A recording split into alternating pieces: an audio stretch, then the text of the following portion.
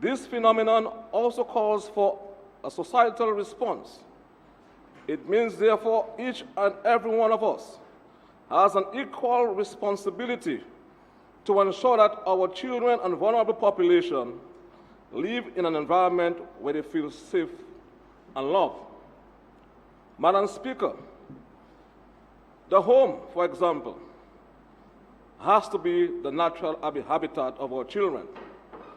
And the other agents of socialization must complement each other in molding and protecting our children.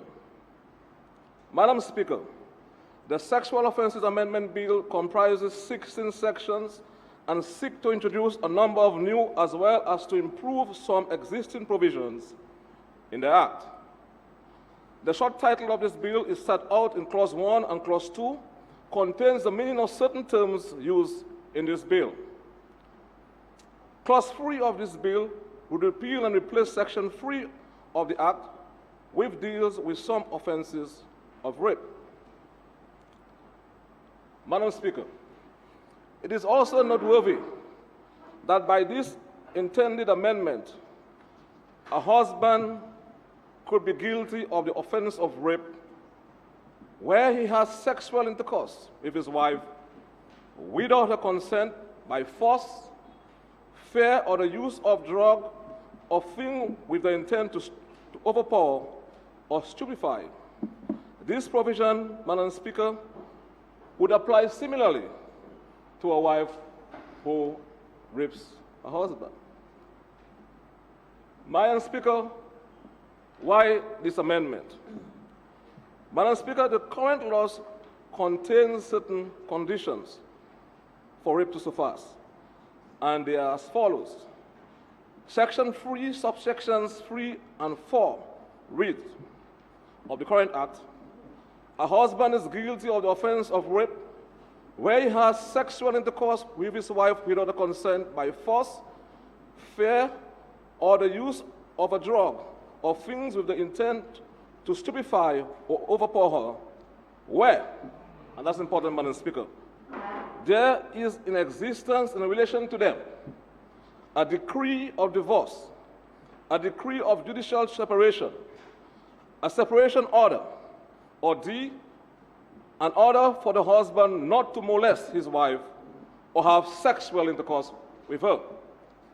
Madam Speaker, Clause 4 of this bill would amend Section 4 of the Act to strengthen that section by making a new minor amendments. Section 4 of the Act would be strengthened by inserting a new subsection 3A. The new subsection 3A would provide for Section 3(1)(c), D, E, F, and H to be applied with similar effect to the offense of unlawful sexual connection as it does of the offense of rape. Clause 5 would amend Section 9 of the Act by making a minor amendment to Section 9, subsection 3B of the Act respecting the term of imprisonment. Section 9 of the Act deals with the offense of sexual intercourse with an adopted minor. And this amendment, Madam Speaker, would increase the term of imprisonment from 10 years to 14 years, where the offense is committed in the circumstances described in Section 9, subsection 3B. Clause 6, Madam Speaker, would amend Section 12 of the Act. This amendment would provide for the possibility of an alternative verdict respecting the offense of burglary, which is provided for under Section 16 of the Act. Clause 7 would amend Section 14 of the Act, which deals with the offense of gross indecency. Madam Speaker, this amendment would expand the scope of the offense of gross indecency to address issues which have arisen in modern times and activities which technological developments permit. For instance, the definition of gross indecency would be amended to include an act by a person that causes a minor, and that's important, Madam Speaker, under the age of 16 years of age to 1. to watch that person or other person engaging in sexual activity, or to look at an image or visual presentation of that person or another person engaging in sexual activity, or two, to read or see a sexual explicit message for the purpose of arousing or gratifying his or her sexual desire. Clause 8 would amend Section 16 of the Act, which provides for the offense of burglary. An amendment would provide for two different applicable penalties where the offense is committed by a minor. A minor who is guilty of the offense of burglary would continue ordinarily to be liable on conviction to imprisonment of 5 years. But where A, Madam Speaker, the complainant is 14 years of age or more, but has not attained the age of 16 years.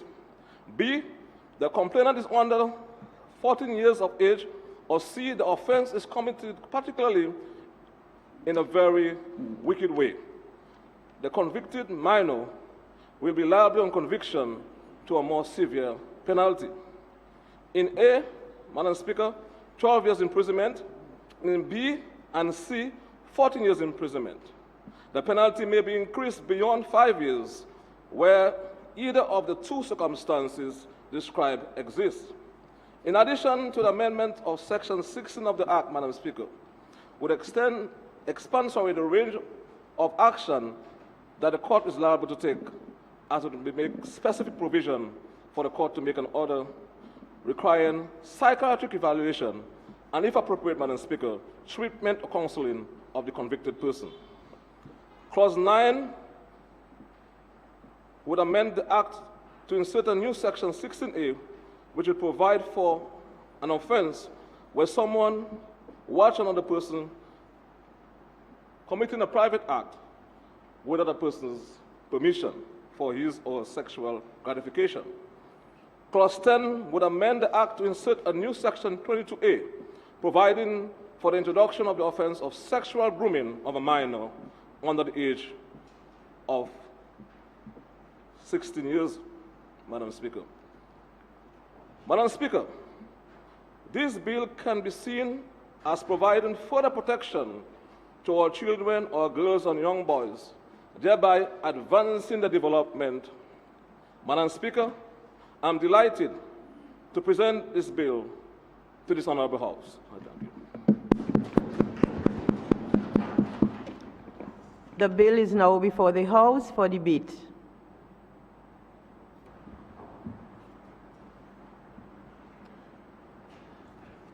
Morning, Madam Speaker.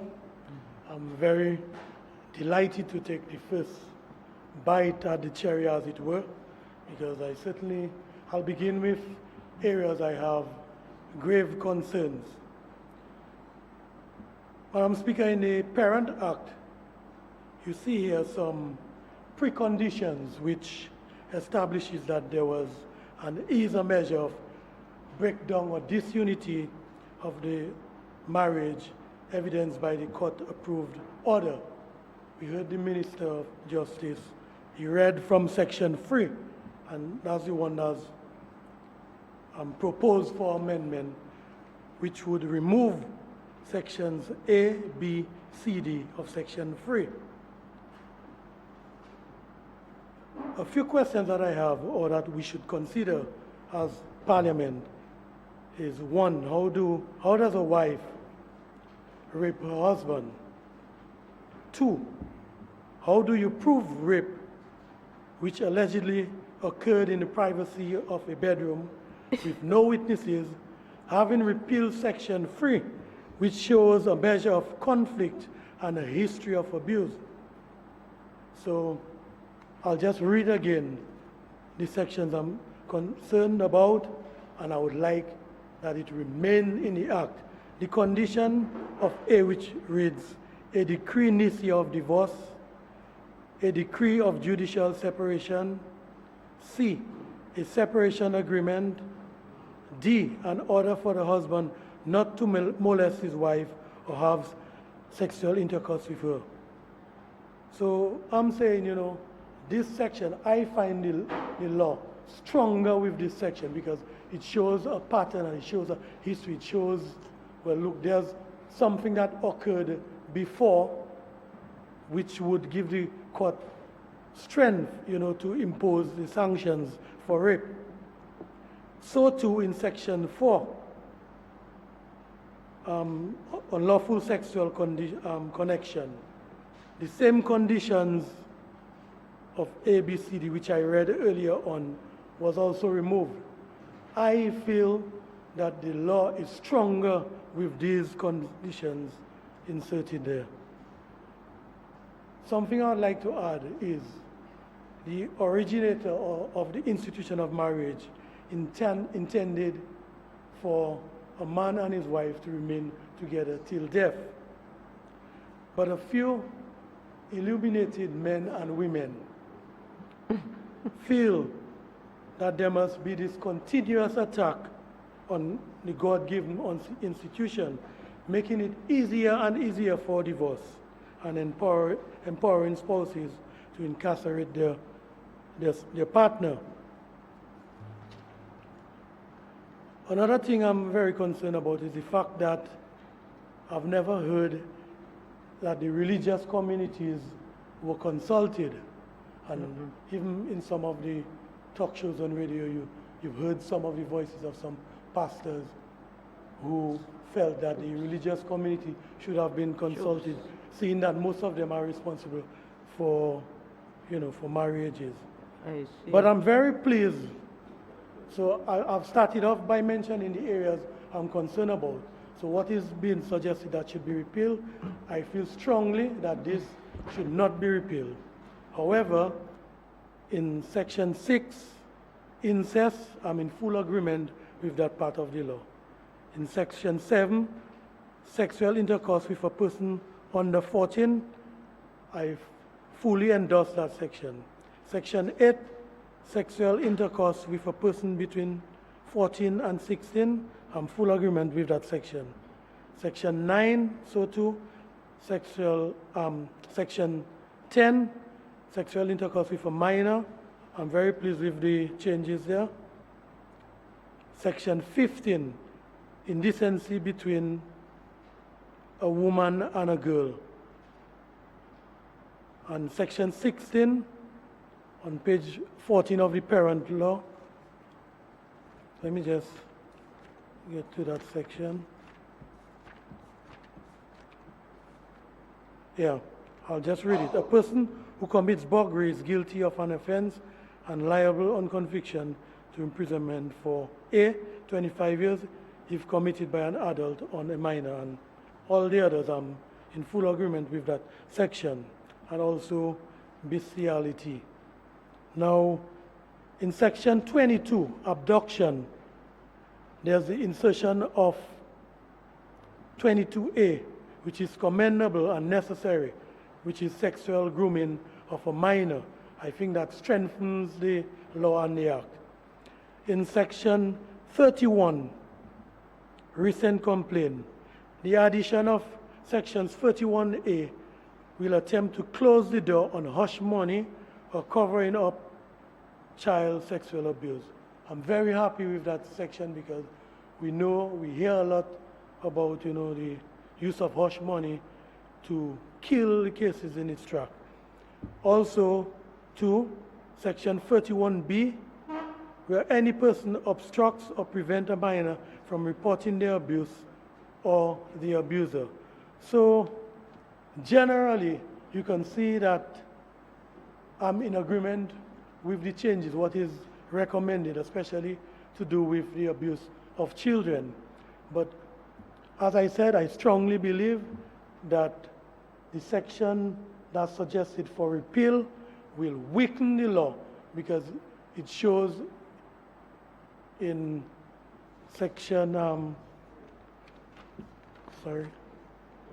section 3, these preconditions shows a pattern of abuse, or the court would have indicated that, well, this person, we need to keep the eye on them. So repealing that section, in my view, weakens the law. Finally, Madam Speaker, I'm saying that we've waited a long time to amend the Sexual Offences Act. and it will not hurt anyone to consult with the religious community, as well as to ensure that sections 3, A, B, C, D, and section 4, A, B, C, D, remains in the Act and is not repealed. That would be a retrogressive move in my opinion. Thank you very much.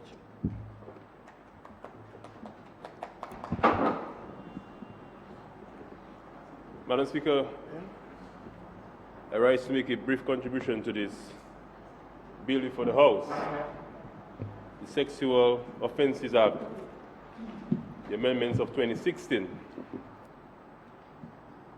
Madam Speaker, before I go into the depth of my contribution, I want to place on the record, Madam Speaker, that there has been significant consultation on the various amendments that have been made within this bill before the House. The churches were consulted, various NGOs were consulted, the youth organizations were consulted to ensure, Madam Speaker, that we can have amendments that are not only meet the needs of society, but will provide the protection that is required for anybody, whether it's a boy, a girl, a man, woman, who may be a victim of a sexual offense act, Madam Speaker. And that is important. Consultation is important, and that was done. Madam Speaker, a very important aspect of the bill, and I heard the member for Roseau express his concerns within the context of a marriage, and how do you define whether a husband rapes his wife or vice versa. And that is important, Madam Speaker. And I believe throughout the debate, you will hear different presenters give their views on it. But Madam Speaker, while it is true that a husband and a wife have taken marital vows, but it does not give either spouse the leverage, Madam Speaker, to take advantage of the order. And I will give you a classic example, Madam Speaker. If within the context of a marriage, the wife or the woman, she may just have had an operation. She may just have an operation. And because of the operation, she is unable at that point in time to give her husband sex. And the husband then forces himself, Madam Speaker, onto the wife. I mean, that is something that has to be really looked at. And I think it can go both directions, because there are some very strong women as well. And you know, Madam Speaker, very aggressive. And when they're probably in the peak, the husband may be a bit tired, or the husband may be sick, and the woman herself may want to take advantage of the husband within that context. But Madam Speaker, so the underlying factor, Madam Speaker, I believe, is that within the context of the marriage, and the marriage is an institution that has been blessed by God, I believe it's a matter of understanding between both partners and coming to a compromise. Yeah, it is that at that particular time, I am unable to provide you with the sexual act at that point in time. So there's no need for the husband or the wife to take advantage of each other. And I think this amendment being made in the Act is important. Because, Madam Speaker, you may find that cases like this, which occur within a marriage, they may never be reported. They may never be reported. And this can have devastating impact, Madam Speaker, on a marriage. Where if you even have children within the marriage, the children can be impacted by this, Madam Speaker. So I think this amendment is very important. Secondly, Madam Speaker, here it is as a parliament, we are debating these amendments. But critically, the role of the family structure, the role of the church, the role of the schools, they cannot be, Madam Speaker, forgotten. And that is important. Because if there is a breakdown in the family structure, where parents do not know where their children are, who the friends of the children are, who the associates of the children are, Madam Speaker, and your child of 11, 12, 13, 14, 15, when that child should be at home, that child is roaming the streets. When that child, Madam Speaker, should be at school, that child is not at school. And sometimes as parents, we tend to want to believe that if a child has to be at school, it is the teacher's responsibility. But no, we also have to be aware as to where our children are, Madam Speaker. And I think, Madam Speaker, we have to place greater emphasis on the family structure in ensuring that we have strong families. And that in itself, Madam Speaker, I believe will play a greater role. Because while it is true that we come to this Parliament to make these amendments, but this is not sufficient. The role that the churches have to play, the different religious organizations within our societies, that is also critical. Because it takes an entire community, Madam Speaker, to raise a child and to ensure that our children can grow up in the right environment. So we have to bring all stakeholders on board. And I believe if all stakeholders play their roles, Madam Speaker, then the issues that we are debating here within the Sexual Offences Amendment Act, we will begin to see, Madam Speaker, progress being made. Very important, Madam Speaker, when the Minister made his introduction, he made mention to gross indecency and the use of technology and the role that it plays, Madam Speaker. And we cannot hide the fact that with the advancements in technology, we now have to safeguard our young people, particularly as it relates to these things. There is the issue of exposure, indecent exposure. And you have situations, Madam Speaker, where you may find a minor being exposed to an adult, not directly, but over the use of the cell phone, over the use of the internet, on Facebook. What kind of pictures are they sharing? And I believe the Act addresses this in a very profound way, Madam Speaker. So we have to be mindful of these things, because there is only so much that we can do as a government, as a parliament, as it relates to these bills. But the wider scope, the wider society has its roles to play. The issue of reporting these incidents within our small communities and societies. We have to be mindful of these things, Madam Speaker.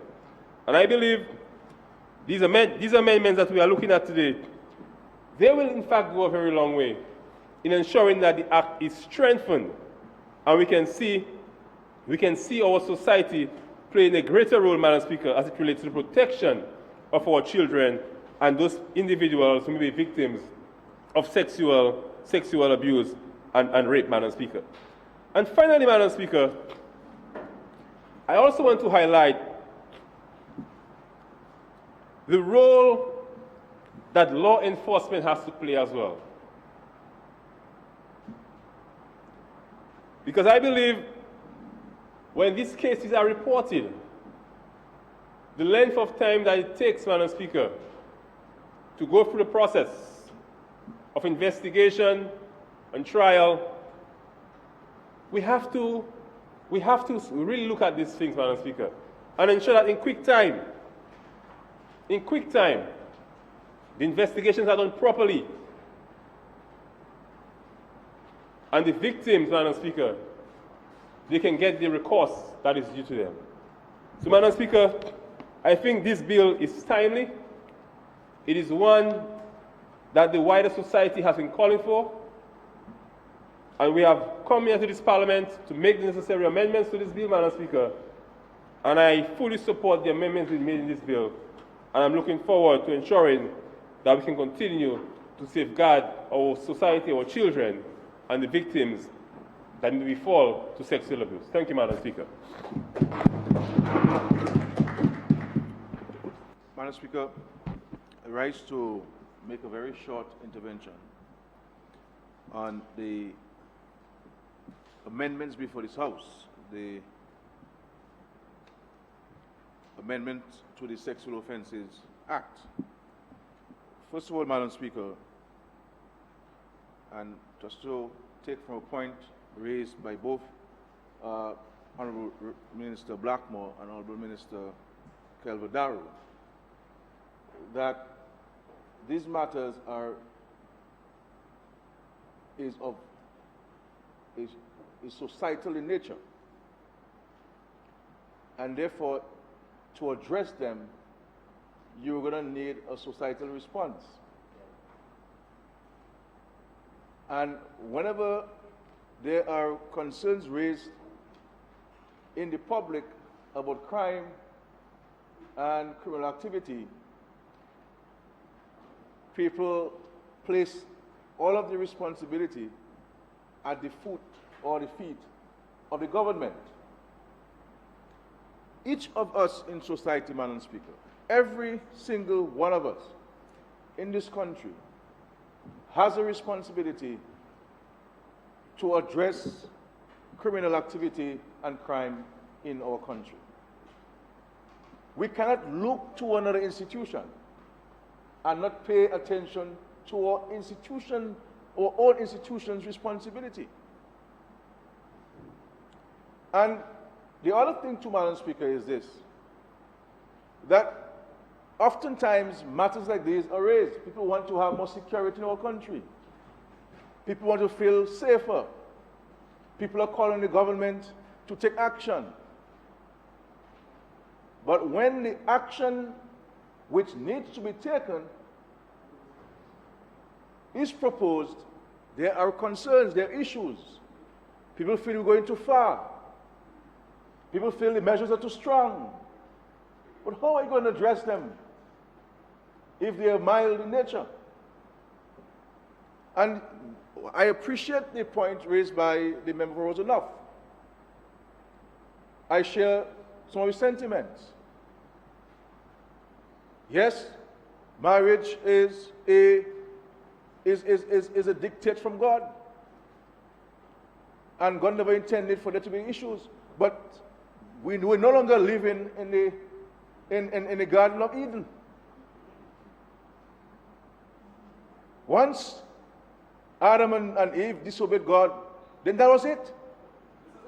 Problem came about us, death, destruction. And therefore, the whole intention of the creation changed. And that's why we need laws in society to address those societal issues, issues brought about by man, not by God, but by man. And so while I appreciate that point, we must take it in the entire context. You understand? It must be contextualized. It must be taken in as a holistic approach. But I do not believe that that is going to unnerve the institution of marriage. Because even if you are in a union, everybody still has his or her own rights. And those rights must be respected. So I appreciate the concerns raised by the public about, hey, look, be careful with this. But the question is, if not that, then what? And there has been a prolonged discussion in the public about the need for action. And therefore, when the action is taken, those who are advocating and having protests on the streets, dressing in purple, I have not heard them, Madam Speaker, commending the efforts of the government and the parliament for taking action within its own remit.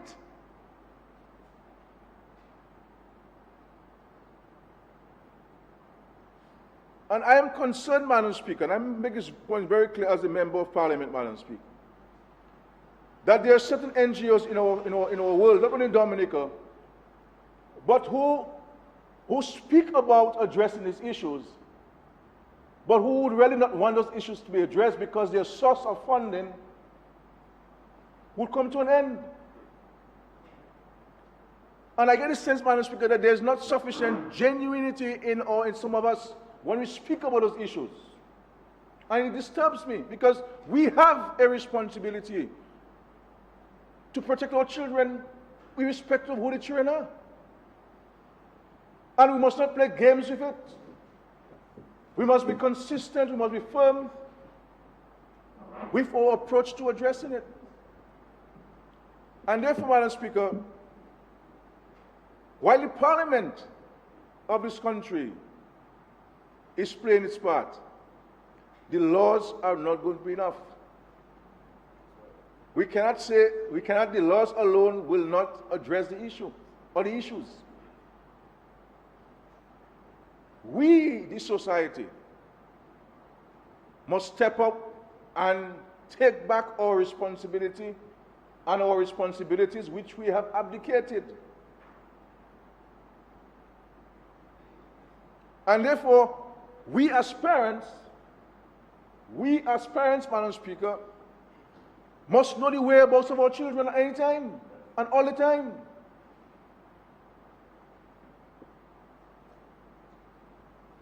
We must know who our children are speaking to on Facebook. We must have access to our children's Facebook accounts.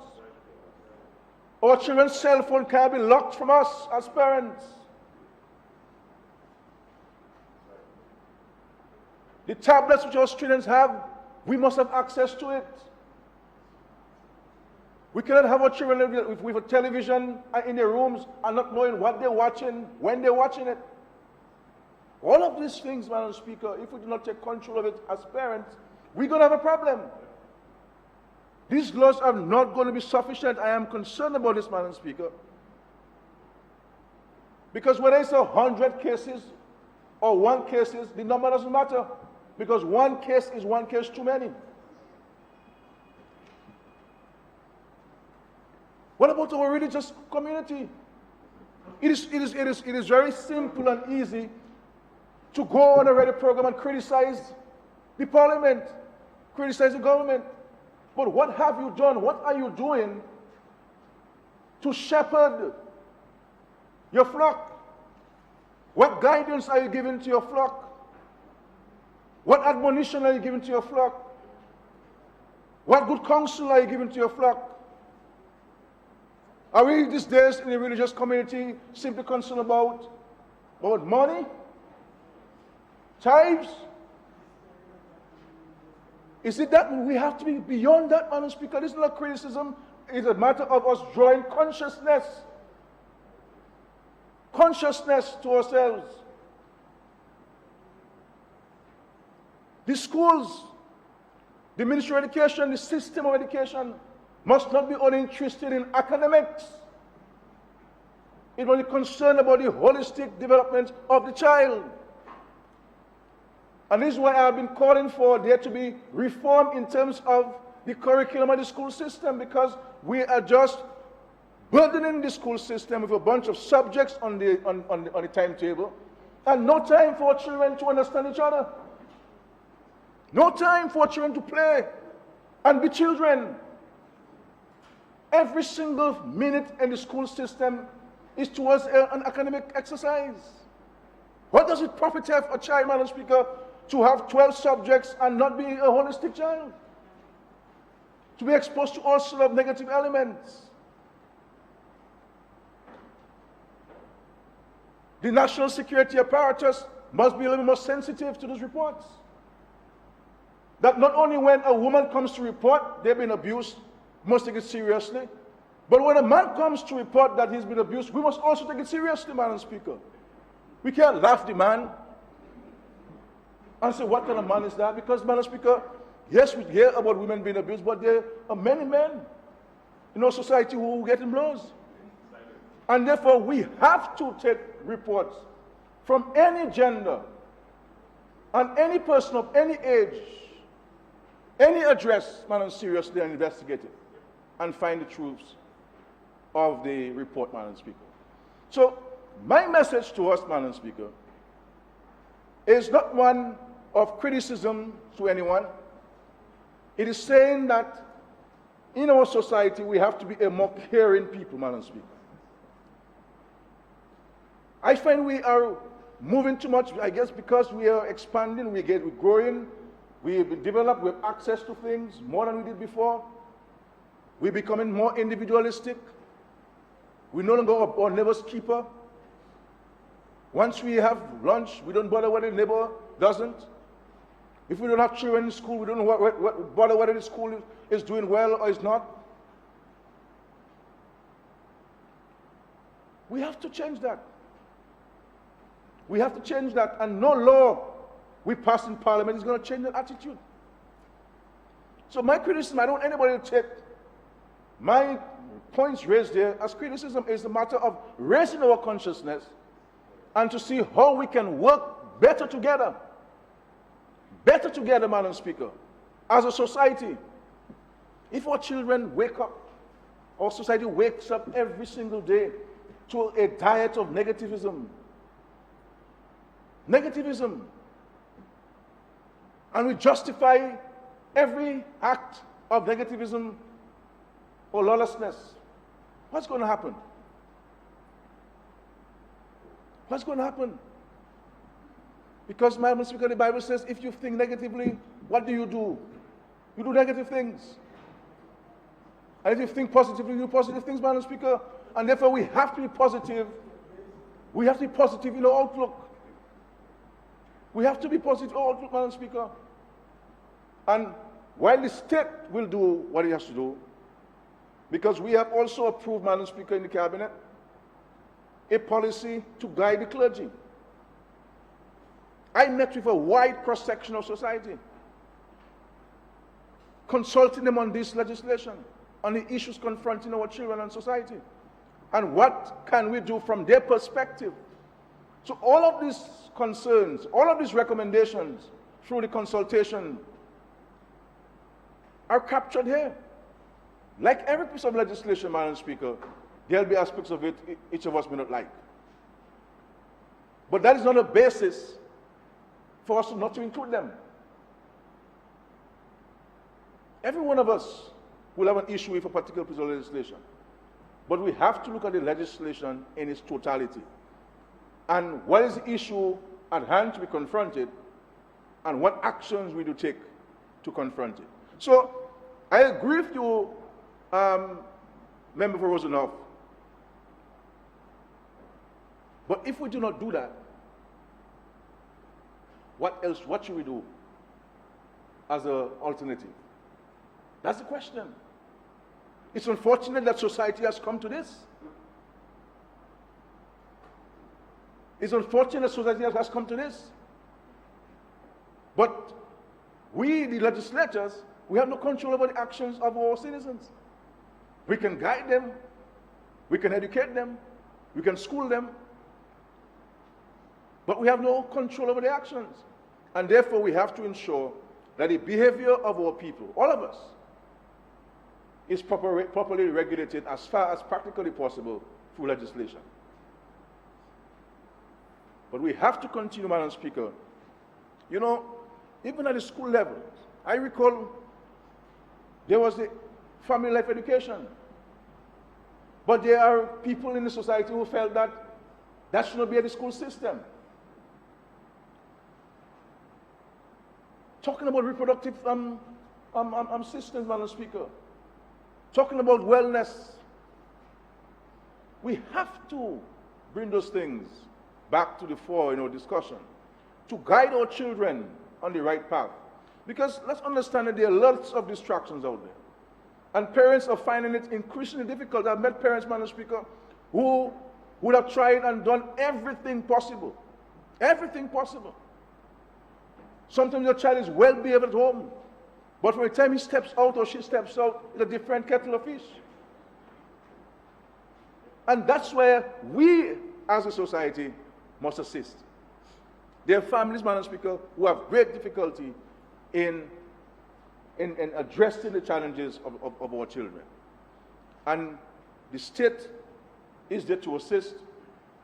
The state is there to assist, but it will take more than the state to get the problem under control. Because let's not kid ourselves, Madam Speaker. This is not a matter confronting Dominica alone. This is a global issue. Every single country is challenged by that. And for us to address it in Dominica, it must not be personalized. It cannot be made political, Madam Speaker. There cannot be religious tribalism over this. There cannot be tribalism within the parliament on this. There cannot be dissonance among us as state actors on this matter. There must be a singular voice. A singular voice, Madam Speaker, on the issue and what needs to be done to address this issue. And when action is taken to address the matter, Madam Speaker, we must have one voice and let our children know.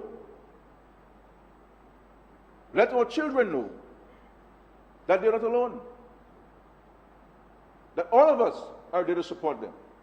But as I said, Madam Speaker, in closing, my opening statement, it is a societal issue and it's going to require a societal response. We cannot blame the Prime Minister or the Minister for Education if a child gets pregnant at school. We cannot blame, Madam Speaker. We cannot blame, Madam Speaker. The member for Roseau is telling me, and himself too, do not blame him. I agree with you, member, I agree with you. We can't blame the PAL rep. We cannot blame, Madam Speaker. We must take responsibility. All of us must take responsibility. Back in the days, Madam Speaker, in the 30s and the 40s, those who studied education would understand, there was an education pie where the clergy, the parents, the teachers, the business community, the society as a whole played a part in the education of our children. Your neighbor could counsel your child and discipline your child. Many of us who have not read the Act of 1997, the Education Act of 1997, believe that it makes no provisions for the school to take control of our children while at school. This is not the case. So my point, Madam Speaker, is that we have to create an environment, a society, which allows for children to be children. I have a great difficulty, Madam Speaker, when I see parents allowing their children to be out at 3 o'clock in the morning. When I walk through Roseau and I see young people, 11 years, 10 years, behind a truck, with a Kumuli beer in their hands or some other beer in their hand, Madam Speaker, let them drink.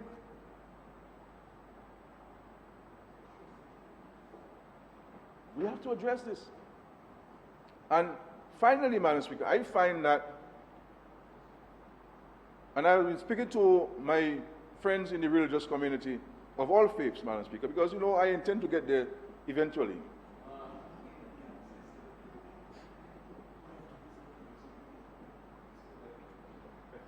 I find my friends in the religious community, we have to redouble our efforts. We have to redouble our efforts in bringing back those who have left the safe corridors of the church. You know, we have to look at the biblical teachings. The one sheep that was lost, the shepherd went to look for it. And therefore we have to be out there bringing back those who do not go to church. Because I believe, Madam Speaker, that the church is an important institution in any country. And this is why, when I became Prime Minister of this country, we decided as a government we should support the churches financially. It wasn't for no political gain. Because the church is an important institution. But I believe, Madam Speaker, that there has to be more of a missionary type approach. A more of a missionary type of approach.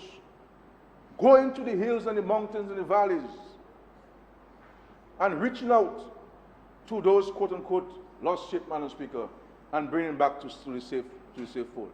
And so I'm offering a hand of partnership from the government standpoint in the Parliament, Madam Speaker, to the various state actors. Let's not point fingers. There's an issue to be addressed. Let's come together around the table. Put your ideas down on the table. Put your suggestions down. And let us see how, through civil discussion, mutually respectful discussion, we can address the matter. So, Madam Speaker, I fully and absolutely support the amendments before us here today, the bill before us here today. But that alone, while I commend the government for bringing it forward, Madam Speaker, that alone will not solve the problem.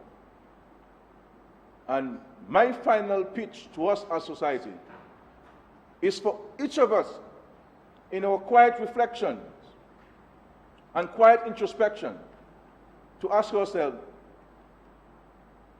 am I doing enough? Am I playing my part?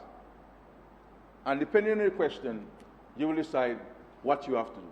Whether you have to start making your contribution, or whether you have to redouble your efforts in your own personal contribution to this. Because at the end of the day, it's going to require the 71,000 of us resident in the country to address the issue. Madam Speaker, I thank you.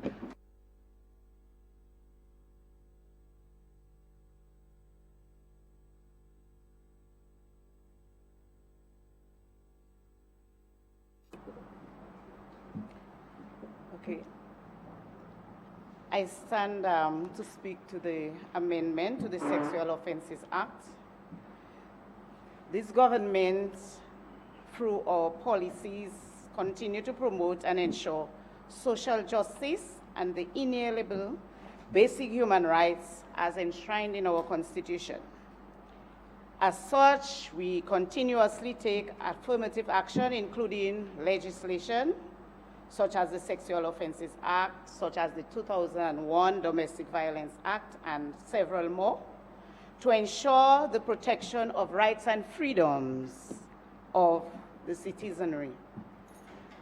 Today we are here to seek amendment of the Sexual Offences Act to address gaps in the law and to seek to strengthen this piece of legislation so that it would be more effective in meeting the desired outcome, which is protection of our children and each and every one of us in terms of sexual violation.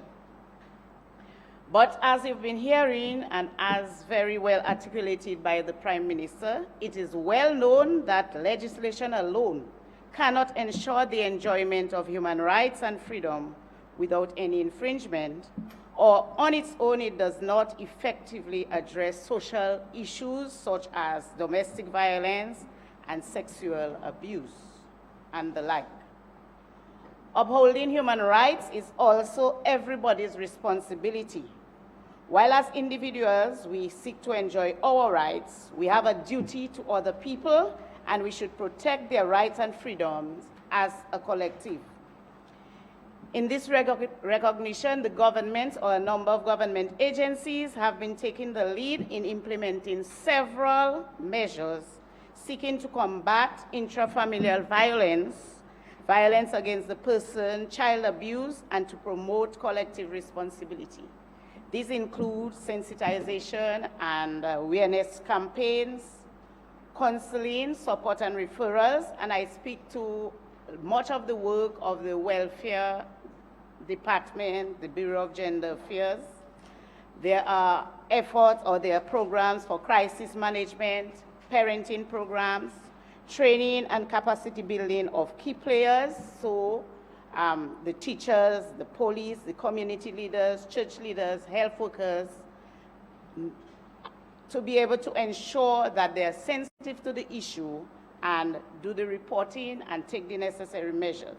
There's also gender sensitization programs. The government invested significantly in chances that the children home for the abused, neglected, cheated, and emotionally scarred. Their data management system and encouragement for reporting.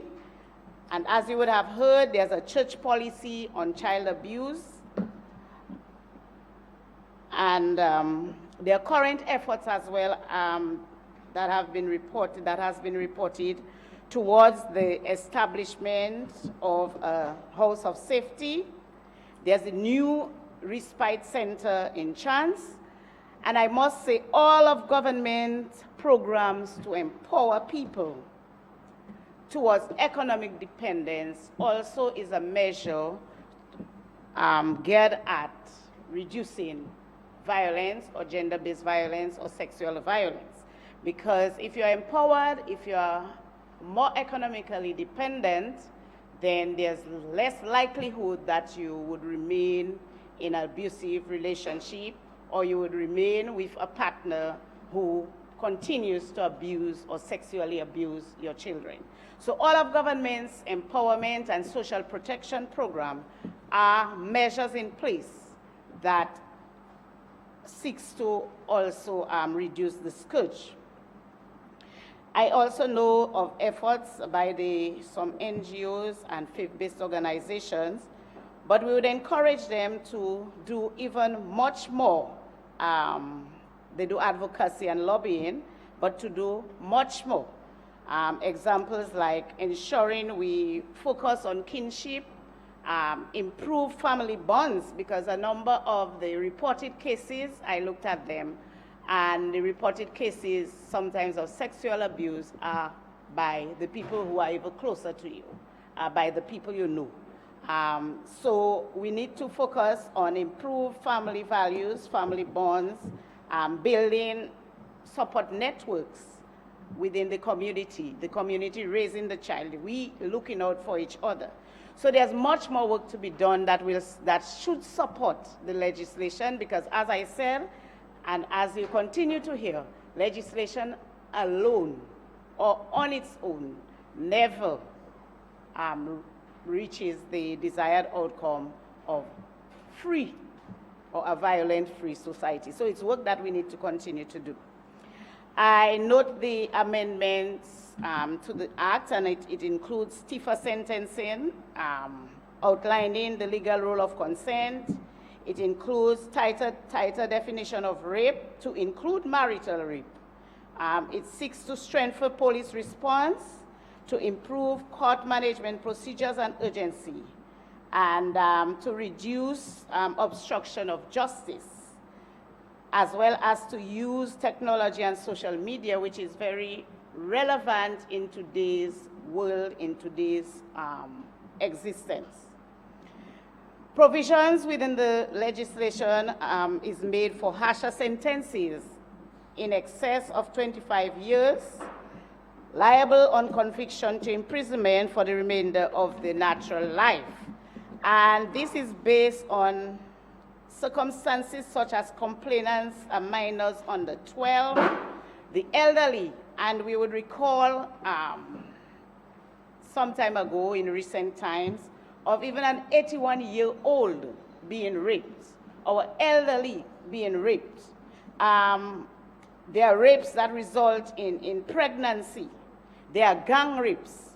So stiffer sentencing is very important, fundamental at this time, I must say, to send a strong message, a very strong message, that this crime of such magnitude is intolerable and the justice is deserved. Just imagine your 81-year-old grandmother being raped, or a 5-year-old being raped. You know, what kind of sentencing? So making sure we have harsher sentencing is fundamental. We need to send a message to society that this should never be tolerated. The amendment provides for some robust legal definition outlining the legal role of consent, and it makes provision, or it seeks to protect persons who may be physically or mentally disabled, persons who may be intoxicated, persons below the age of consent, vulnerable people who may not be able to make proper judgment, may not be able to make proper decision. And some of us may have known certain occurrences, because I recall of a young girl, she was physically and mentally challenged. Yes, she was pregnant, but she couldn't say who got her pregnant. So the law seeks to protect such people in vulnerable situations, in terms saying that these people actually cannot even give consent. So this I really support, because there are many of the vulnerable people in society that we have to seek to protect as a collective.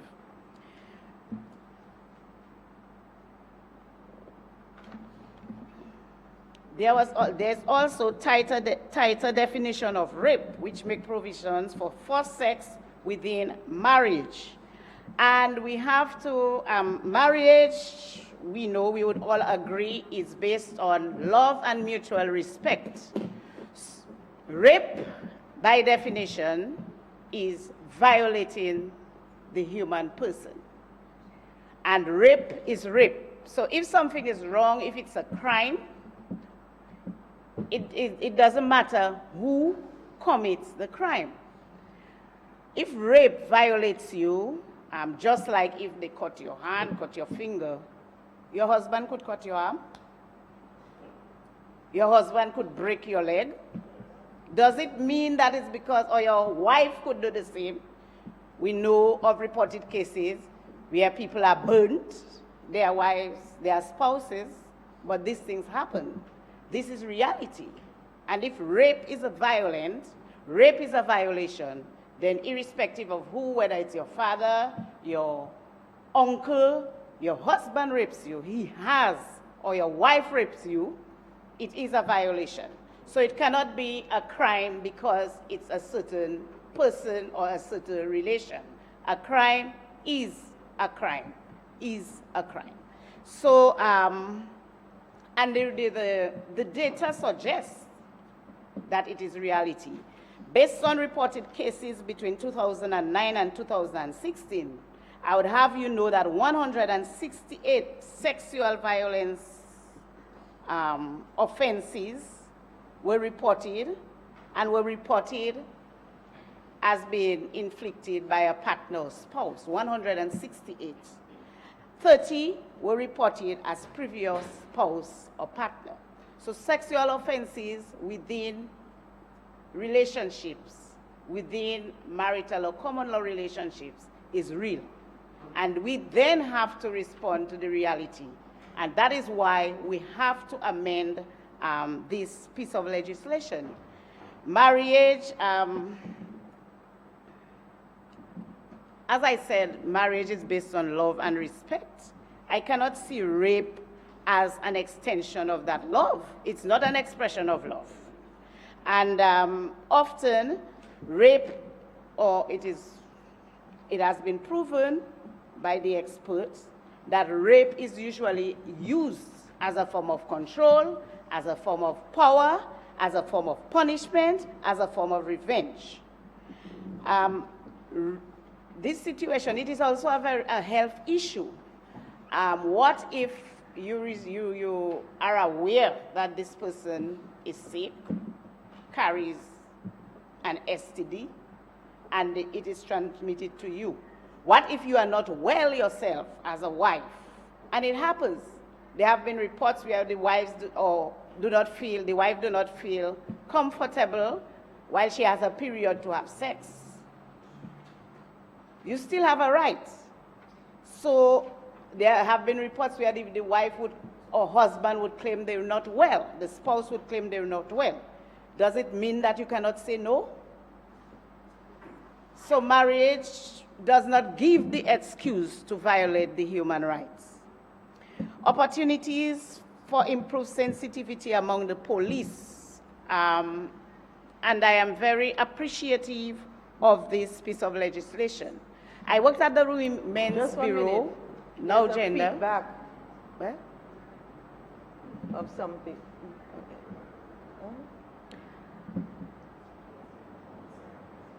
Oh, it's outside, okay. I worked at the Women's Bureau, and often we would have discussion, focus group discussion with key players, and that included the police. And either they, or when we speak to men victims, they would talk about the response of the police if a man reports, which actually prevents or deters men from reporting violence. And which in fact, if it's continued, you feel you cannot report, you even become more violent if you feel you cannot report. So gender sensitivity for the police and others, the medical people, the lawyers and judges, in dealing with matters have implications to address victim reluctance.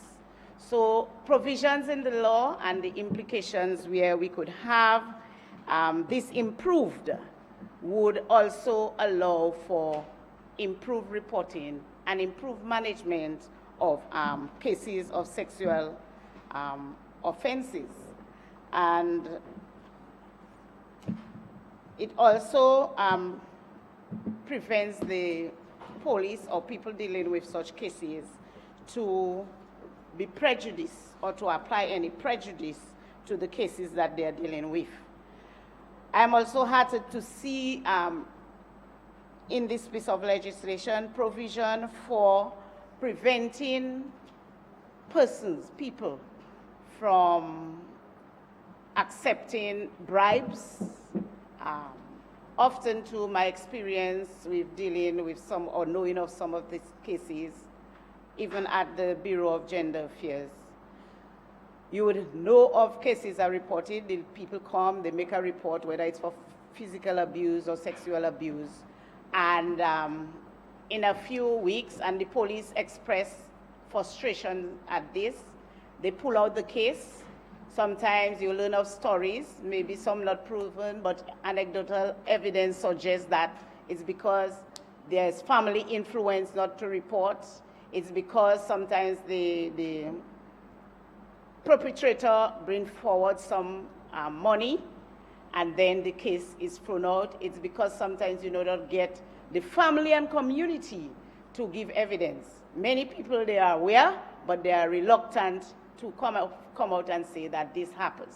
So improving or making it mandatory that there's reports would help in dealing with cases of sexual offenses. And particularly when it's younger children, we would know, or somebody who is sexually violated can withdraw and not be willing to come forward. So we need the community to take it as their responsibility. We need family members to see this as a crime. Sometimes we do not see domestic violence as a crime, but it is a crime, and we need family, society, community to come forward with the relevant information and to help us to deal with these cases.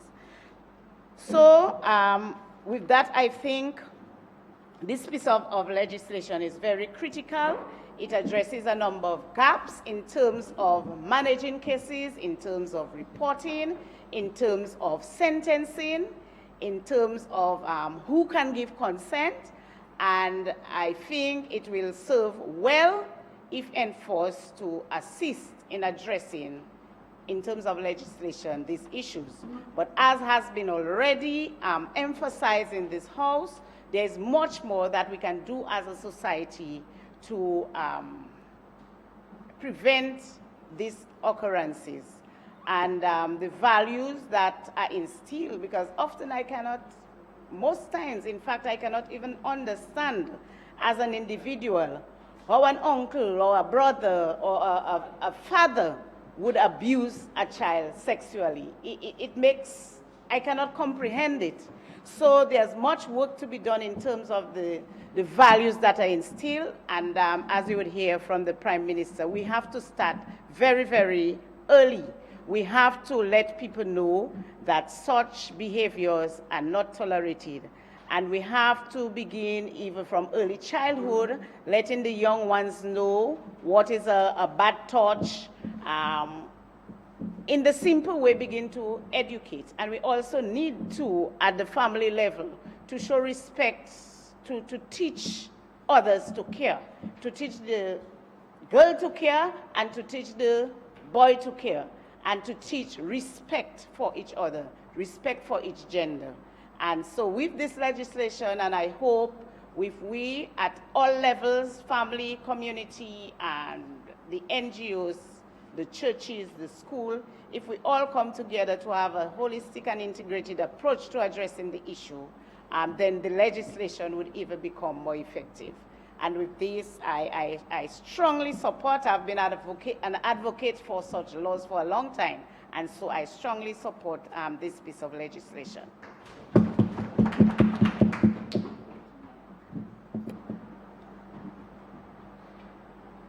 Thank you, Madam Speaker.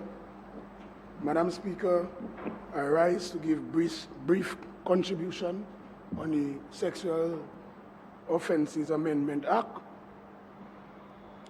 Madam Speaker, I agree with most of the sentiments shared by both sides of the House.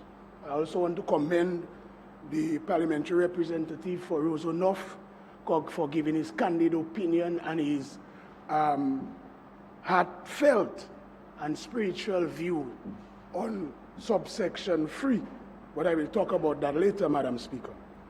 Madam Speaker, I therefore welcome most of the measures in this act, but Madam Speaker, we cannot legislate behavior. I think that all of us will agree that we have had a serious breakdown in society for several years, and not to blame the government side for it. It's just a world phenomenon.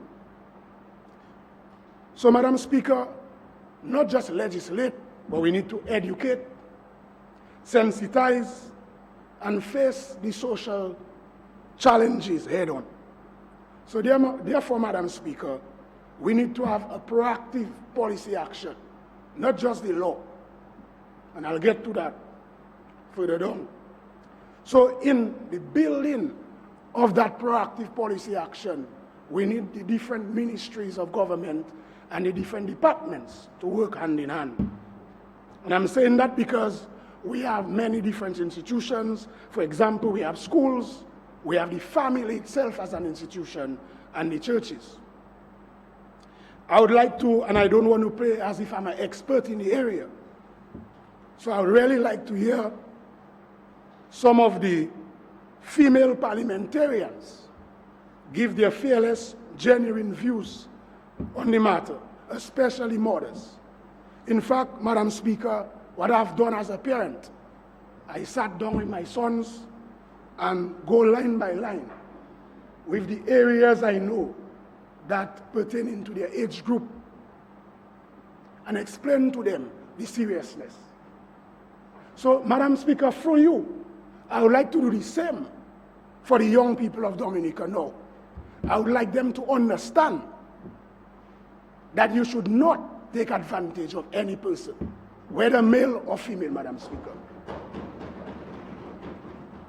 And Madam Speaker, young people and parents must understand also that if you are under the age of consent, you don't just have a legal obligation, but you have a moral obligation to do the right thing and stay away from sex, Madam Speaker. Perpetrators also, Madam Speaker, must understand that on both sides of the House, we are united on this piece of legislation, Madam Speaker. So, Madam Speaker, let me just do something fearless, Madam Speaker. I agree with my most worthy colleague that, and I want to, through you, Madam Speaker, read this section, because not all of us may agree. So through you, I'm talking to the public, because the members of Parliament know this section. But the section says, Section 3 of the Sexual Offences Act, and I read, Madam Speaker, a husband is guilty of an offense of rape where he has sexual intercourse with his wife without her consent by force, fear, or the use of drugs or things to stupefy her or overpower her. But there are conditions, Madam Speaker, and the conditions are where there is an existence in relation to them having, for example, a decree of divorce, a decree of judicial separation, separation agreement, and an order for the husband, and I would also say for the wife, not to molest his wife and have sexual intercourse with her. Madam Speaker, in the amendment, we actually remove all that. So, Madam Speaker, my concern there is, and I'm talking about a real concern, that if a wife or a husband had legitimate sex with the partner, and because of some new circumstance, there become a grudge, a hurt because of that new circumstance, can the removal of that section move the law to be frivolous, Madam Speaker, where a frivolous complaint can be made because of pain caused by some other reason, Madam Speaker, for example, infidelity. So let's say you have legitimate sex, and then now, 2 days after, a week after, your spouse, your husband or wife find out that you were infidel and decide to launch a charge of rape against you. What are we saying in this honorable house about that section? Should we consider that, notwithstanding that there is a statute of limitation, should we put a section where we can safeguard that area? So I'm just saying, since we are here in the house talking about amendments and we have not amended yet, let us consider that section. So, Madam Speaker, so I feel strongly on that section, because we don't want to legislate a problem. We want to ensure that we have some safeguards, Madam Speaker. Madam Speaker, let's go now and talk about the schools. I remember in the days when I was in high school, we had a special class every week. It was actually a program called Guidance and Counseling at the Dominica Grammar School. And at that time, that is the time maybe I went to the court the most, because we used to, a group of us, we'd go to the court to listen to cases, come back to class to debate in social studies. Madam Speaker, also, when I was in primary school, we had specific class called civics. Madam Speaker, that is why I said in the proactive policy action formulation, the different ministries and departments, that is, for example, the primary schools, the chief education officer, the PS of education, need to sit down and really focus on that matter if we really require, and I'm recommending that we require these type of classes if they are not in all secondary schools in Dominica, and even in primary schools. Because when you talk to a 10-year-old now, knowledge have increased. This thing about trying to hide certain conversation and topics, that is long gone because of the World Wide Web, television, access to friends that even are knowledgeable. So we do a lot of socialization in school.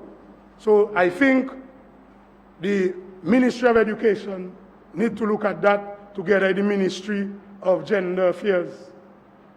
We need to really work on that. Madam Speaker, I agree with the Prime Minister when he spoke about the churches.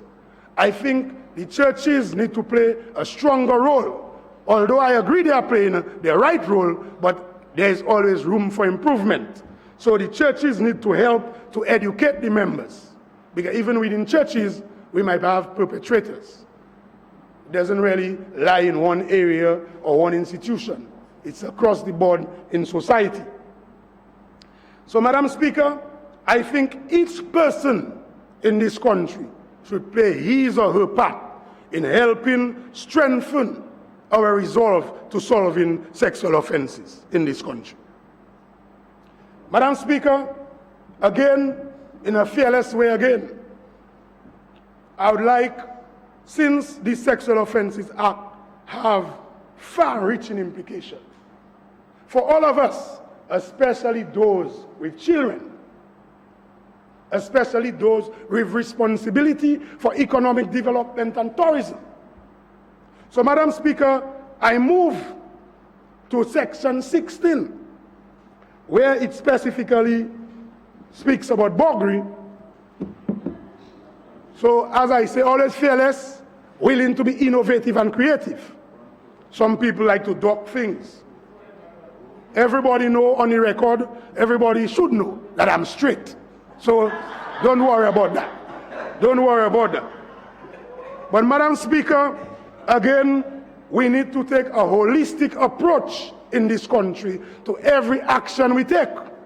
So I would like specifically for the Minister of Tourism or anyone, I know the former Minister of Tourism, Honorable Ian Douglas, is very articulate, so he could maybe give his views. But I know our esteemed colleague on the other side, I listened to him yesterday, Honorable Robert Tong, not so eloquent in the words. So maybe Honorable Ian Douglas can maybe lead us. So, Madam Speaker, hold on, in regards, okay. Yes.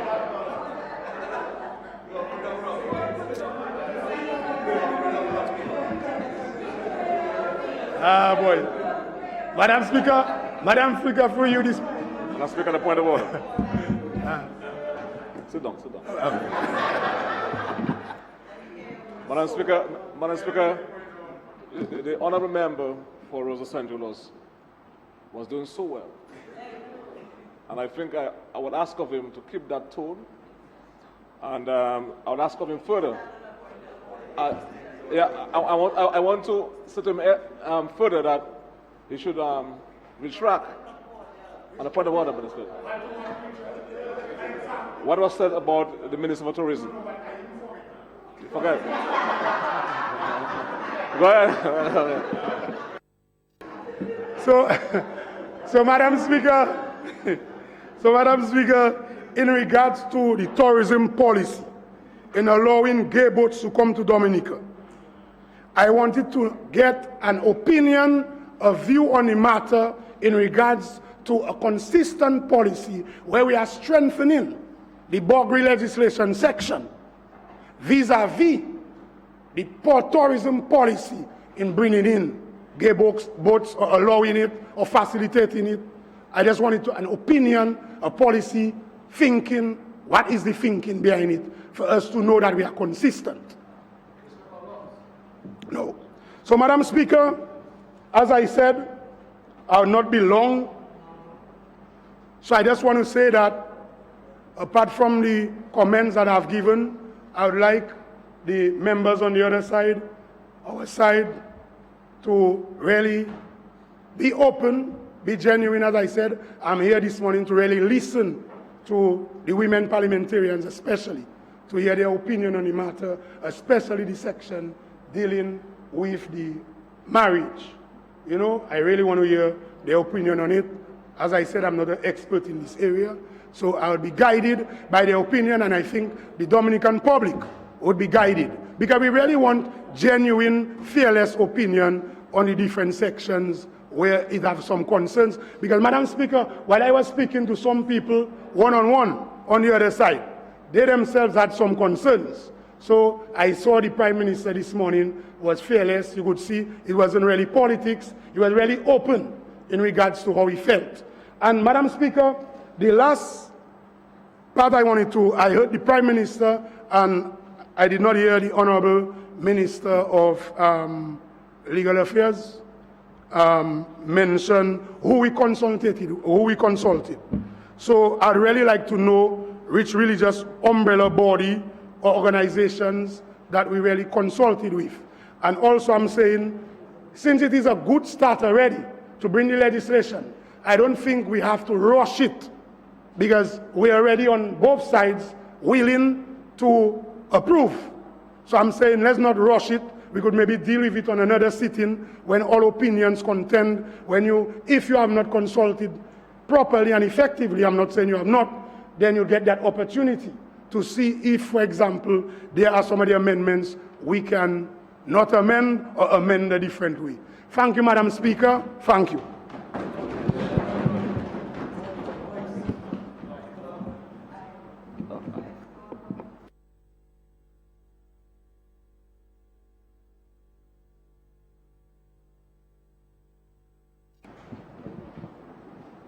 Thank you, Madam Speaker.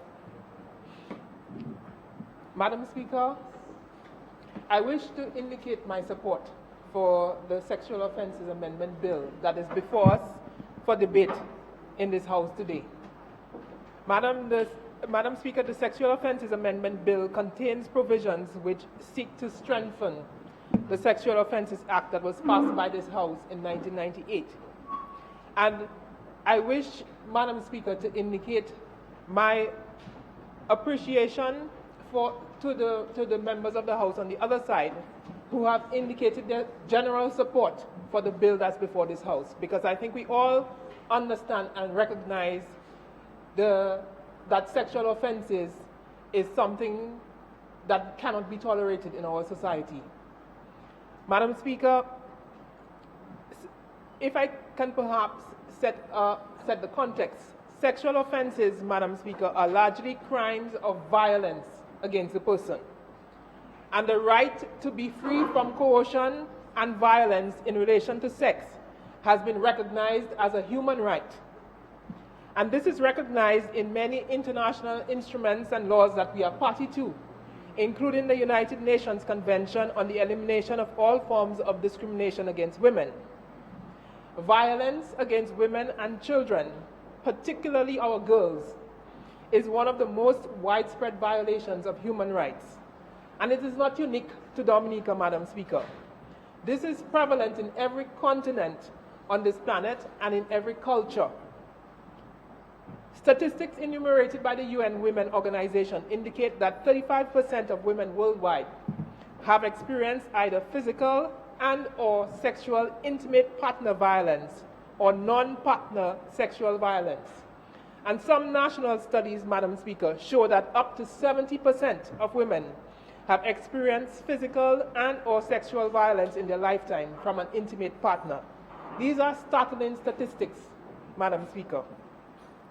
The world has made and has affirmed its promise to end violence against women.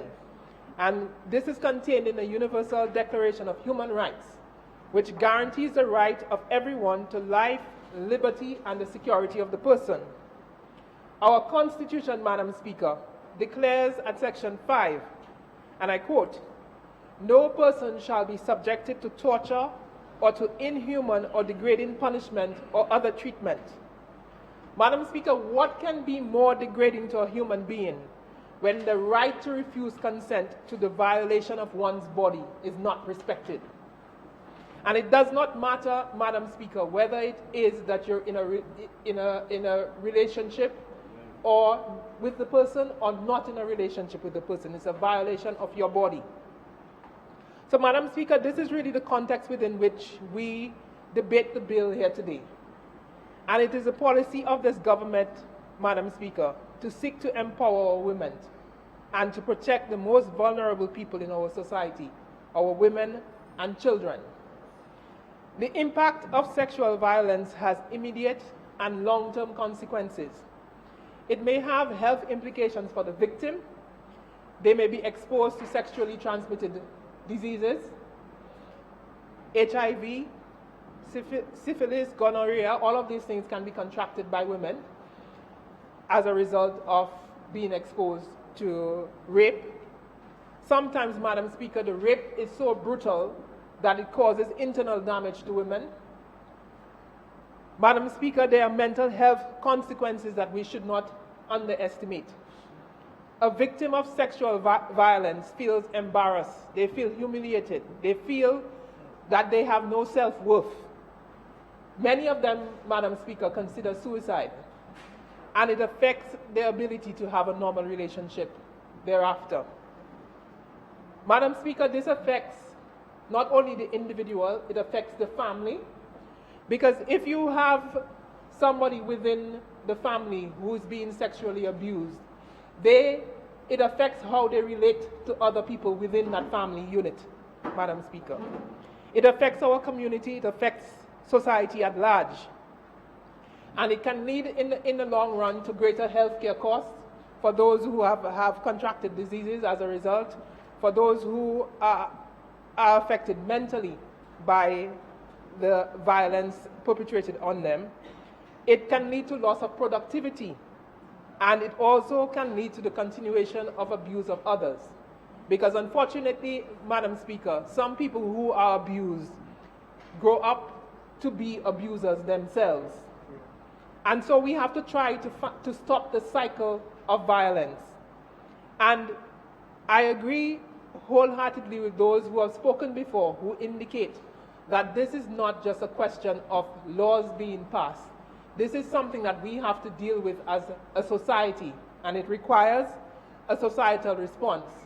It requires all of the different actors within the society to play their part, to seek to stop this cycle of violence that is being perpetrated against our women, our children, our boys, our men. Madam Speaker, I wish to speak specifically to the amendments that are before us today for consideration. And if we look at the amendment that repeals and replaces Section 3 of the original Act, Madam Speaker. The Act originally provided for that the offense of rape carried a penalty of up to 25 years. While the amendment maintains this, Madam Speaker, it goes further to state that when there are aggravating features, then the penalty must be more severe. And Madam Speaker, if we look at the aggravating features that is provided for here, it has been discussed already, but I would just want to refer to a few of them, Madam Speaker.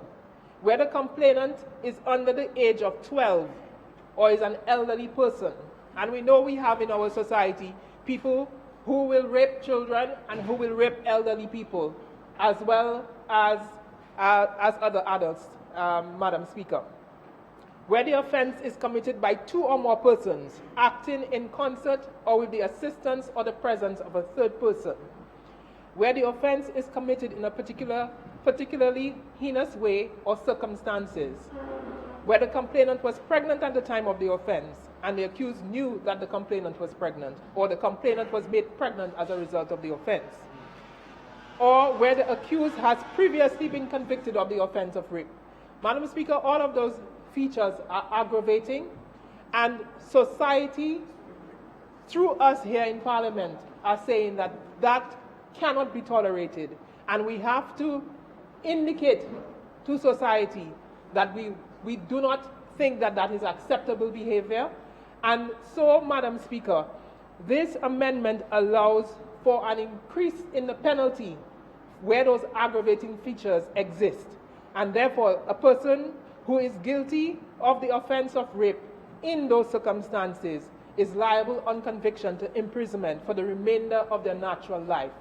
And Madam Speaker, that portrays the seriousness with which the Parliament views those offenses that have these aggravating features. And I would want to appeal to those who have the responsibility for imposing those sentences to take into account the way in which Parliament views the seriousness of offenses such as this, because it has the potential to destroy the very fabric of our society. Madam Speaker, I wish to touch on the area that seems perhaps to not have the consensus on both sides of the House. and that deals with the question of marital rape. Now, Madam Speaker, rape within marriage has been recognized formally by this Parliament when we passed the Sexual Offences Act in 1998. So we've had it for 8 years. What we have had, Madam Speaker, is a qualification on when an offense, a man or woman, could be charged for the offense of marital rape. And the honorable member for the Roseau Central constituency went through and identified what those qualifications are or were. Now, Madam Speaker, rape is rape, whether or not it occurs within or outside of a marriage. It is an offense of violence. It is an offense that signifies an absence of consent. And when a woman says no, that should be respected, no matter what the relationship is. Now, there are people who are within a relationship, and they may not have the options of either leaving an abusive relationship or an abusive home, because they may depend on the husband to provide for them. They may not be working, they may have children, and there's nowhere else that they can go. They may not have the financial wherewithal to go to a lawyer to take the matter to court for them. And they feel that there's nowhere that they can turn. And if the law does not allow for them to go and make a complaint to the police that, look, I am in this relationship, yes, we are in fact married, but I am being forced to engage in sex without my consent. We cannot restrict their ability to make such a complaint and restrict it into the narrow confines of whether a decree nisi of divorce has been granted or whether there has been a decree of judicial separation or separation agreement. If it's wrong, it's wrong. We cannot have an artificial restriction and say, okay, it's wrong, but because you're married, there's nothing that can be done about it. There are women in our society who are being abused day in and day out. Some of these men have relationships outside. They may contract sexual transmitted diseases, and they may force their wife, even if their wife may know about it and they may want to protect themselves from these diseases. If there is nothing to restrict a husband from imposing himself in that way on the wife, then that person is left with no recourse. And if you have people within an abusive relationship, that affects not only them, but it affects their relationship with their children. If you are being abused on a continuous basis, how do you relate to your children? Are your children seeing those things happening within the home? These are factors that we have to take into account when we consider the question of whether these qualifications should remain or should not remain. So I take the point made by the honorable member for Roseau Central, where he talks about the question of legitimate sex and whether it is that you may have a consensual act and later, because of whatever reason, either one of the parties may want to now call rape if there's infidelity or some other reason why they are dissatisfied with the other party. Now, there really is no simple answer to that, Madam Speaker. It is possible, but there is a threshold that needs to be met. You would have to show, as the legislation speaks to, that there was a situation where fear or force or drugs were used to achieve submission. And so there's a threshold that has to be established, and it will have to be weighed, which is what will happen in the court system in any event. You would have to provide sufficient evidence for the court to make a determination one way or the other. But can we, because such a possibility exists, can we say that we should not provide the protection because such a possibility could exist? And I'm sure in many instances, this is not a decision that a woman will take lightly or a man will take lightly. And there is a threshold that needs to be established. But essentially, one needs to provide that protection for either a man or woman who is abused to be able to have recourse to the law, notwithstanding whether or not they are in a relationship. And if we agree that it's okay for a man to be found guilty or a woman to be found guilty of the offense of rape if there's a decree of divorce or if there's an order of the court, then we should also accept that notwithstanding those things, the offense is still committed. So it does not provide an excuse. It should not provide an excuse because it's a violation of your very being. And whereas you may find it difficult to comprehend because it's not something that you would do, but you may have daughters, you may have sisters, and would you be comfortable to know that your sister or your daughter or your mother is in a relationship where violence is being perpetrated, where that person is being raped continuously and there is no recourse because they are still married? So those, I think, are the factors that we have to have regard to when we look at a bill such as this. I wish to also speak, Madam Speaker, to the question of our responsibilities as parents. We have a responsibility to educate our children, and I'm very glad to hear, again, the member for the Roseau Central constituency saying that he has spoken to his boys. We have to speak to our boys, we have to speak to our girls. We need to explain to them what behavior is expected of them, that they must respect each other, that we need to sensitize them to what is right, what is wrong, what is acceptable touching and what is unacceptable touching. Our children are being abused sometimes at a very early age, an age when they don't even understand what is happening to them. We have to be able, particularly because in Dominica, like in many other countries, a lot of these offenses are committed by people who are family members or who are very close to the family.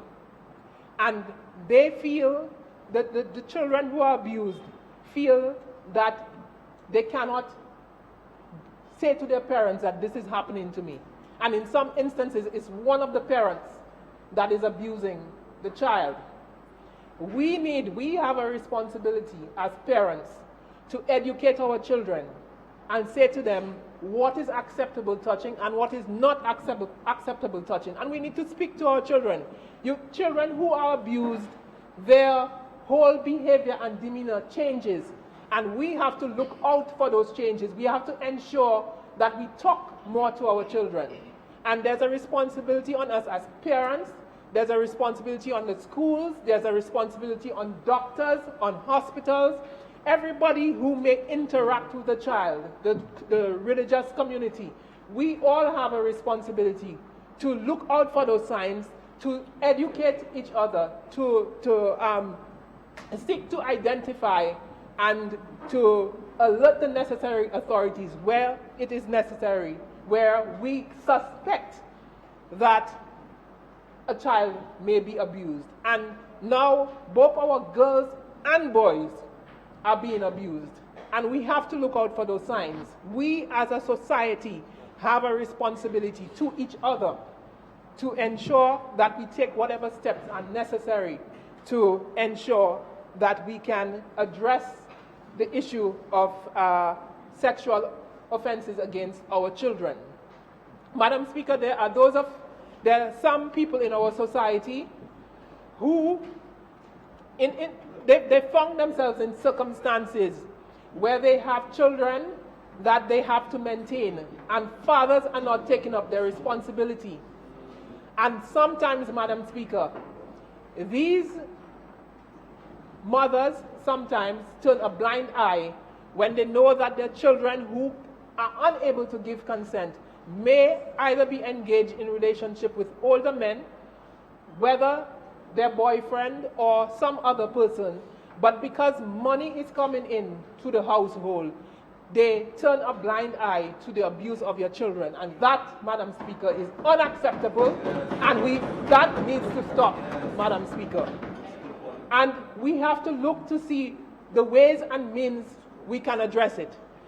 In the budget that we passed earlier this year, Madam Speaker, the Prime Minister spoke to the question of the maintenance of children by fathers, that they must pay up or they must go up. And Madam Speaker, there are too many instances in the society where people are fathering children and they are not taking up their responsibility to maintain their children. And that is helping the cycle of violence that we continue to see, where people feel that they cannot complain about the offender because the offender is bringing money into the home. So that needs to change, Madam Speaker. And as a government, we will continue to look at those issues and look at what legislative changes that we can put in place to assist in alleviating those situations. But we as a society ourselves, we all need to play our part, because there are those of us who are aware of what is happening in those homes and we are not saying anything about it. So we all must play our part, Madam Speaker, because it's something that affects every one of us. So, Madam Speaker, with these few words, I wish to indicate my support to the bill that is before this House. I think there are a number of different areas that have been touched on by other people who have spoken and who will speak, I am sure. I am particularly pleased that there is provision in this amendment to restrict people from being able to accept money for to make a case go away for obstructing the prosecution of an offense. Because, Madam Speaker, having been in the court system, I have seen personally cases that have been withdrawn because families are no longer interested in prosecuting the matter for whatever reason. But at the end of the day, Madam Speaker, one has to look at it being a crime that affects society in general, and it should not be easy for people to withdraw cases such as this or fail to proceed with cases such as this, because in many instances it involves children who later on in life will continue to be affected by the abuse that they suffered as children. And when these very children have to see these men walking on the road with knowing that what they have done to them, and there is no penalty, these people do not suffer any retribution, there's no penalty for these persons, then that in itself continues to frustrate the victims of these crimes. And, Madam Speaker, further, if we can deal with these people when the occasion arises, it can protect other children from being abused, because usually these people are multiple offenders. And so if we are interested in protecting our children, we have to ensure that we can successfully prosecute those offenders. And, Madam Speaker, I am glad that the Ministry of Justice is looking at different ways and means of putting different bills in place that look at the family as a whole, There are a number of pieces of legislation that were drafted, I believe, from an OECS viewpoint, and we hope that we can come to the House very shortly with those particular bills, Madam Speaker. But we also have to ensure, and I know that the Ministry of Justice is also looking at that we have a court system that is conducive to the sensitivity of issues such as these. So we hope very soon that we can introduce a family court to Dominica, where a complainant can feel comfortable to describe to the court what has happened to them, because this is something that humiliates them. They blame themselves for it, Madam Speaker, and it's very difficult to stand in a courtroom and describe something so personal that has happened to you, Madam Speaker. So I urge the Ministry of Justice to continue the good work that they're doing and to ensure that very soon that we can have a family court in Dominica. So Madam Speaker, with those few words, I support the bill.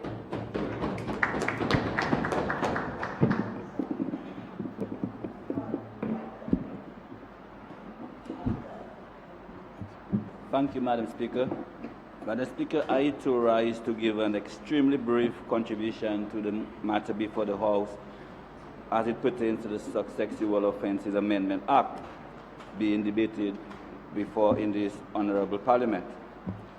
Madam Speaker, and in particular, I'd like to share my own views as it pertains to the section being repealed and being replaced by Section 3, subsection 3, as it pertains to the marital rape aspect of it, and of course the spiritual or religious twist being put forward by one or two members on the opposition side. And although I am not married, Madam Speaker, and not a religious leader by any stretch of the imagination, and not a woman, as proposed by the member of for Roseau Central, because he said he was awaiting the women on this side to make the contribution. But there are also medical legal matters, Madam Speaker, within this act that I think also in my capacity as a Minister of Health, I should also share my 2 cents or put in my 2 cents worth. Madam Speaker, I would like to also join the others before me in expressing the view that this act, Madam Speaker, or amendment to this act, Madam Speaker, in itself is not going to cut it. It's not going to cut it, Madam Speaker, no matter how stringent, arguably stringent, some of the penalties are, as stated in the Sexual Offences Amendment Act, Madam Speaker. And were we living in an ideal world, Madam Speaker, there would be no laws. In fact, Madam Speaker, and I think the Honourable Prime Minister set the pace when he mentioned the Garden of Eden, if I may be allowed to just build a bit on this, Madam Speaker. When humanity started in the Garden of Eden, Madam Speaker, there was only one law, one rule, one order. And I think it goes something like, thou shalt not eat of the fruit of the tree of the knowledge of good and evil, or something over to this effect. I said I wasn't a religious leader, Madam Speaker. There was only one law, one decree, one order. So in an ideal world, Madam Speaker, we would still be living in the Garden of Eden under this one decree, law and order. Madam Speaker, as the way things went, man disobeyed this one order. So, Madam Speaker, while a number of us on the government side agree with the opinions or the points put forward by the member for Roseau North, I don't think it's fair, Madam Speaker, to just deal with this issue of looking at the whole issue of marriage and the biblical, scriptural, or religious point of view in isolation. Because there are lots of other things, Madam Speaker, that God also decreed. God said, thou shalt not kill, man kill. So do we leave it up to God's, I'm not sure the judgment day, those of us who believe in judgment day, Madam Speaker, to deal with this. God said, thou shalt not steal. Men continue to steal. This is why laws, Madam Speaker, were put forward, Madam Speaker, to deal with this part of it, where men went wrong. So to look at the issue of marriage, Madam Speaker, as being a decree or an order of the Bible, Madam Speaker, and not deal with situations. As I said, we're not living in an ideal world.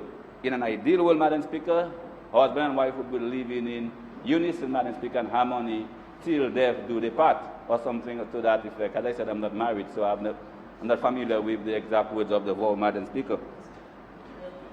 But As I said, we're not living in an ideal world, and situation arises as eloquently expressed by the Honorable Senator Miss Francine Baron, Madam Speaker. And this is where I think the other institutions, Madam Speaker, of society comes into place. And some of our religious leaders out there, Madam Speaker, who are out there, I think really expressing their concerns, to put it mildly, as to this marital aspect of this legislation, Madam Speaker. This is where they come in. And I think this is where all the institutions of society, Madam Speaker, from the school, and a lot has been said about the school education, the family structure, Madam Speaker, the church, community, and many other social institutions, Madam Speaker, social clubs, Madam Speaker, the Boy Scouts, all of these social institutions need to come together and to see how they can prevent, Madam Speaker, this, especially as pertains to marital rape, to put it that way, to prevent it from happening, Madam Speaker. So we cannot just leave it hanging and say, well, the Bible says, well, woman shall submit to her husband, or whatever the case may be. But, Madam Speaker, the fact remains, and as Senator Byron said, there are countless cases of aggression and physical abuse within the marriage circle. So while we understand, as I said, and to a certain extent agree with some of the points made by the member for Roseau, Madam Speaker, we have to deal with the reality of life, and we are not living in an ideal world, neither morally, nor, Madam Speaker, from a biblical and spiritual point of view. Because, as I said, there are many other things that God said not to do. Ideally, that there would be no human laws, Madam Speaker, to protect them. So I just want to, as I said, share my own views on this, Madam Speaker. As it pertains to the role, Madam Speaker, of the medical fraternity, Madam Speaker. And in this case, I consider it dual, Madam Speaker. They have dual duty, Madam Speaker. First of all, as a medical institution, a medical fraternity, lots of them, Madam Speaker, husband and wives, couples, children, they access, Madam Speaker, medical services. And I'm sure most, if not all, medical practitioners, Madam Speaker, do some sort of training as it pertains to counseling. So their role in even preventing these things from happening, sexual education to the minors when they visit the school, etc. All of these, I think, are roles that the medical fraternity should also exercise. And now, Madam Speaker, as it pertains to mandatory reporting, as expressed by Section 31A to 31F, and I want to sound the warning, Madam Speaker, to the medical fraternity out there, Madam Speaker. I was a practicing district medical officer for a few years before I answered the call of politics. And I can tell you, Madam Speaker, there was no case that came before me as it pertains to a minor, either pregnancy or through sexual transmitted disease, that I not report to the authorities, Madam Speaker. So the medical fraternity now have to be aware that they are now duty-bound, Madam Speaker, both from, I think, from a moral point of view and also from a legal point of view, to report these cases, Madam Speaker, to the authorities. They have to, Madam Speaker. And I think the time has come where people sometimes, and we hear stories, of course, and reports of where we feel that because of it's Mr. X or Mr. Y, they feel duty-bound not to report these cases, Madam Speaker. These medical professionals now have to understand that they have to report these cases and let justice, Madam Speaker, take its course. So, Madam Speaker, as I said, I was not going to be long. I just wanted to reiterate, as I said, these few points that have already been expressed so eloquently by many other speakers before me, and I'm sure by many others after me. But just to share my own short view, Madam Speaker, on these few points before the Honourable House. With these few words, Madam Speaker, I wholeheartedly and fully support the amendments before this Honourable House, as it pertains to the Sexual Offences Act. I thank you. Yeah. Thank you, Madam Speaker. Madam Speaker, I rise to make my contribution in support of the Sexual Offences Amendment Bill before this Honourable House. Madam Speaker, we heard from our honourable colleagues on this side and on the other side, and we are in unison here, Madam Speaker. As the Honourable Dr. Darrow, the Minister for Health, just ended, I will want to start there and say that these amendments are really for the safeguards of our own selves, our sexual behavior, and for the uplift of morality in our society, Madam Speaker. Madam Speaker, let me begin by giving commendation and recognition to persons in our society and organizations who have been advocating and who have been petitioning for the rights of children and who help to bring that Sexual Offences Act to that stage where Parliament can now sit and deal with it on a bipartisan manner. Madam Speaker, I can make mention of one such person which I heard advocating a lot in the person of Mrs. Delia Coffee Wicks. I personally want to commend her on her astute persistence in this matter. I also want to look at our many Calypsonians, the Calypso writers, in the lyrics that they would deliver over the past years concerning situations of sexual abuse, sexual offenses, and what society should do.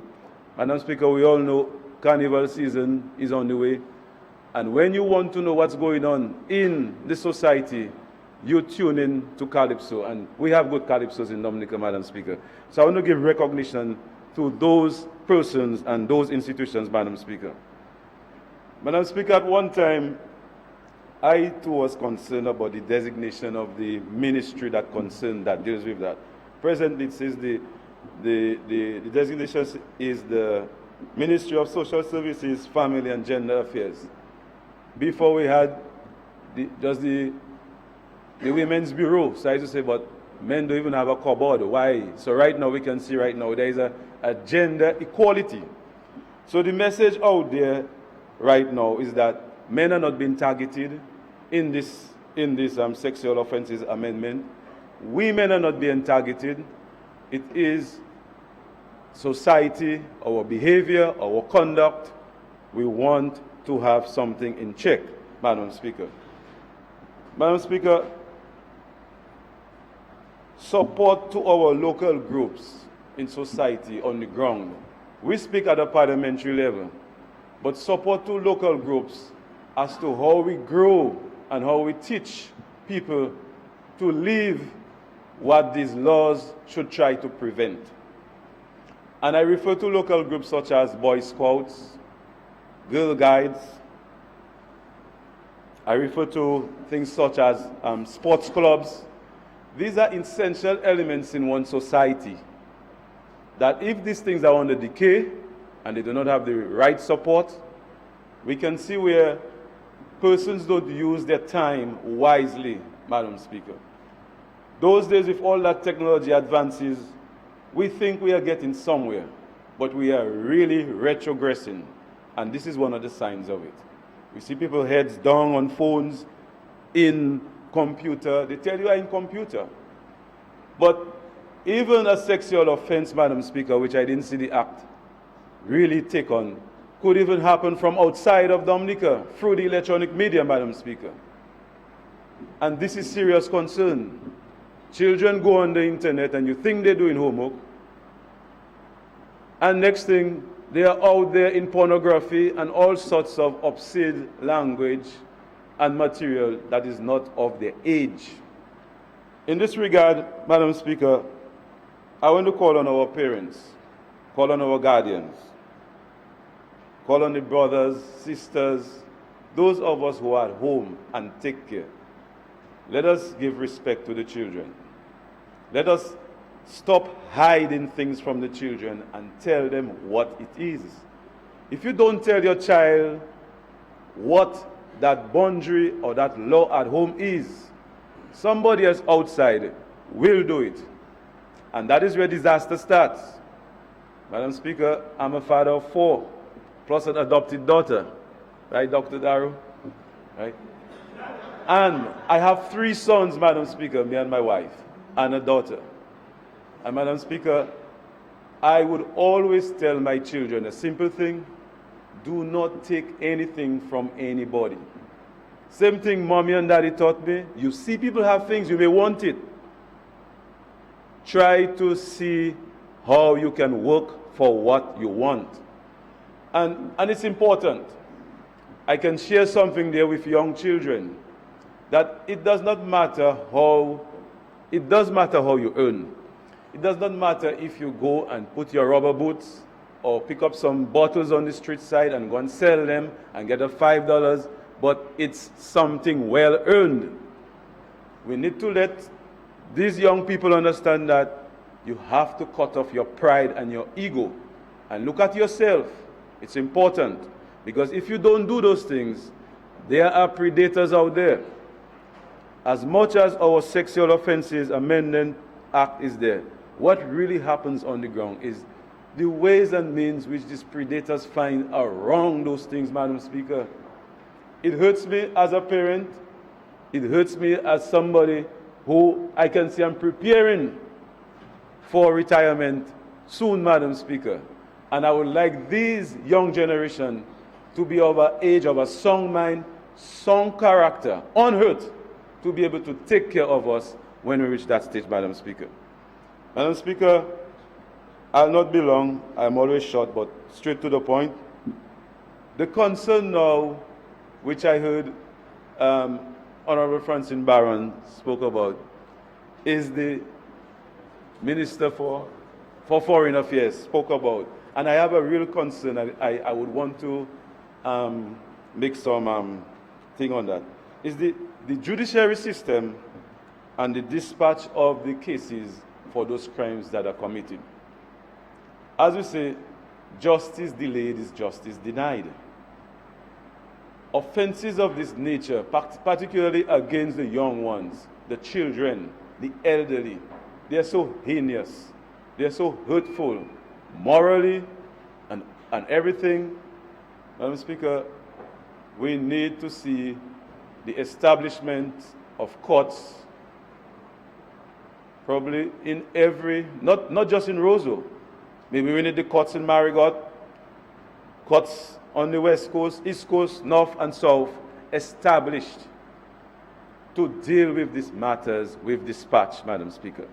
Because if we don't show as parliamentarians and as government that we are putting the mechanisms in place to deal with these measures swiftly, effectively, and for the persons who have been aggrieved to get redress, Madam Speaker, we come in here, it will not make much of a sense. So, Madam, in closing, I want to urge that we look at that seriously. Thank you.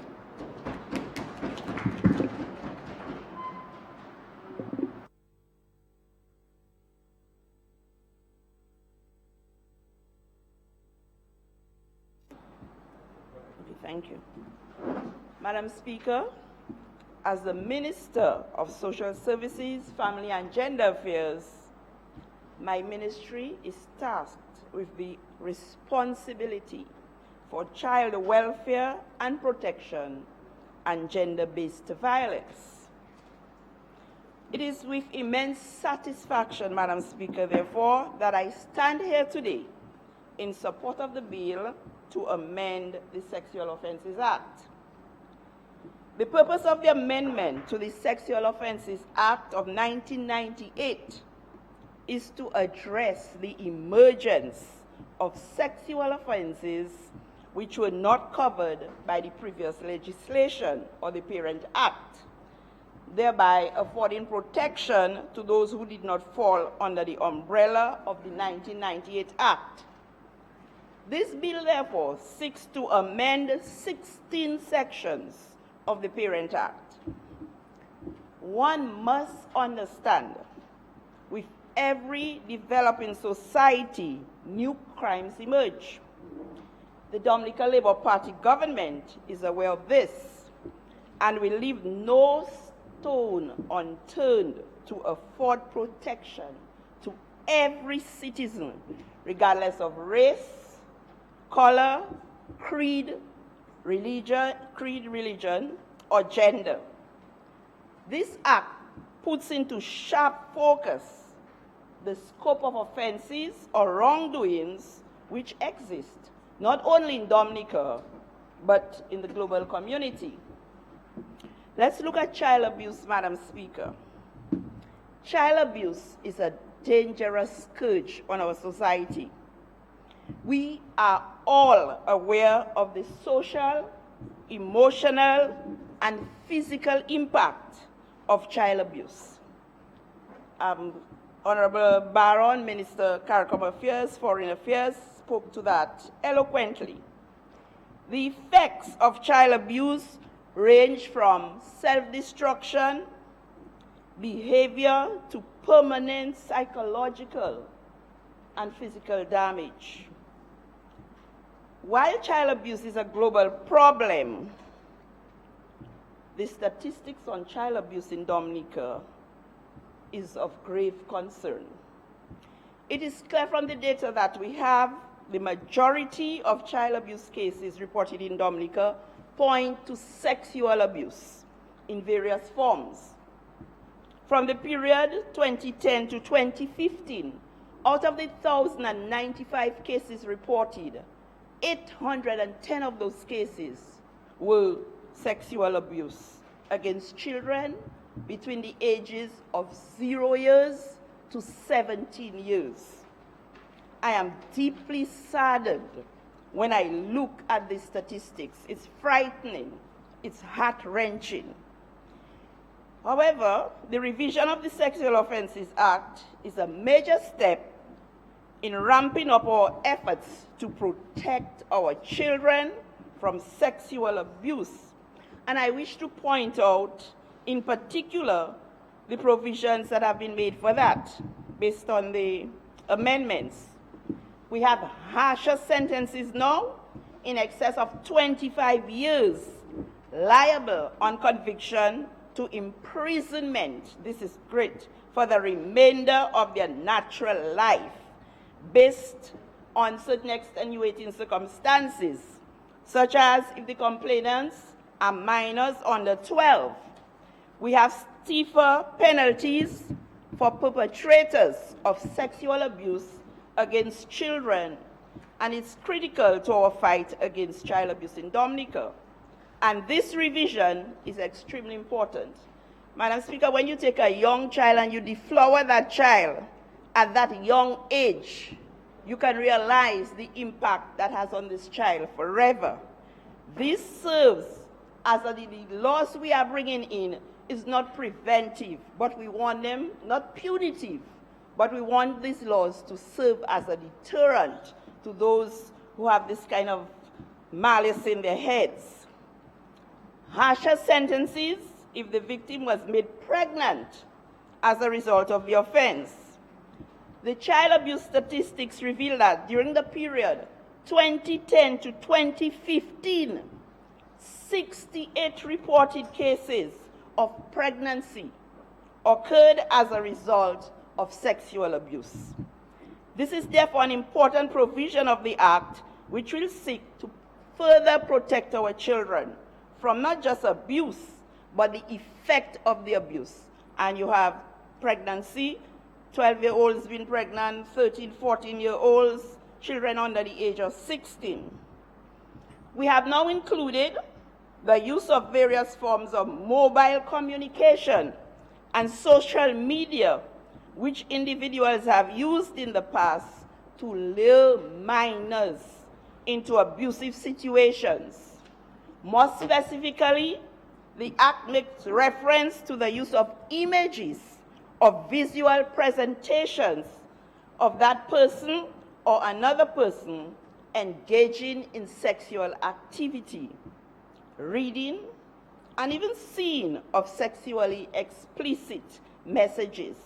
All these things are wrong. This new amendment now makes provision for voyeurism. It goes a little further. We know voyeurism is something where, like the peeping toms, but we're going further with the definition of that. From mere watching, it's not just watching, but this voyeurism will include the recording and transferring or sharing and engaging children in pornography. Sexual perpetrators can now be found liable on conviction for these offenses.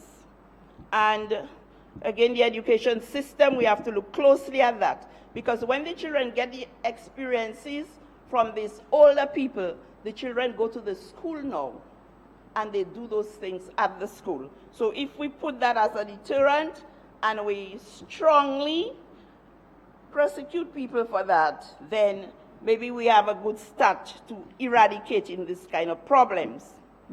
Another new section of note is the grooming of a minor, where perpetrators meet, communicate. Some of them travel to meet with a minor with the intent of sexual abuse.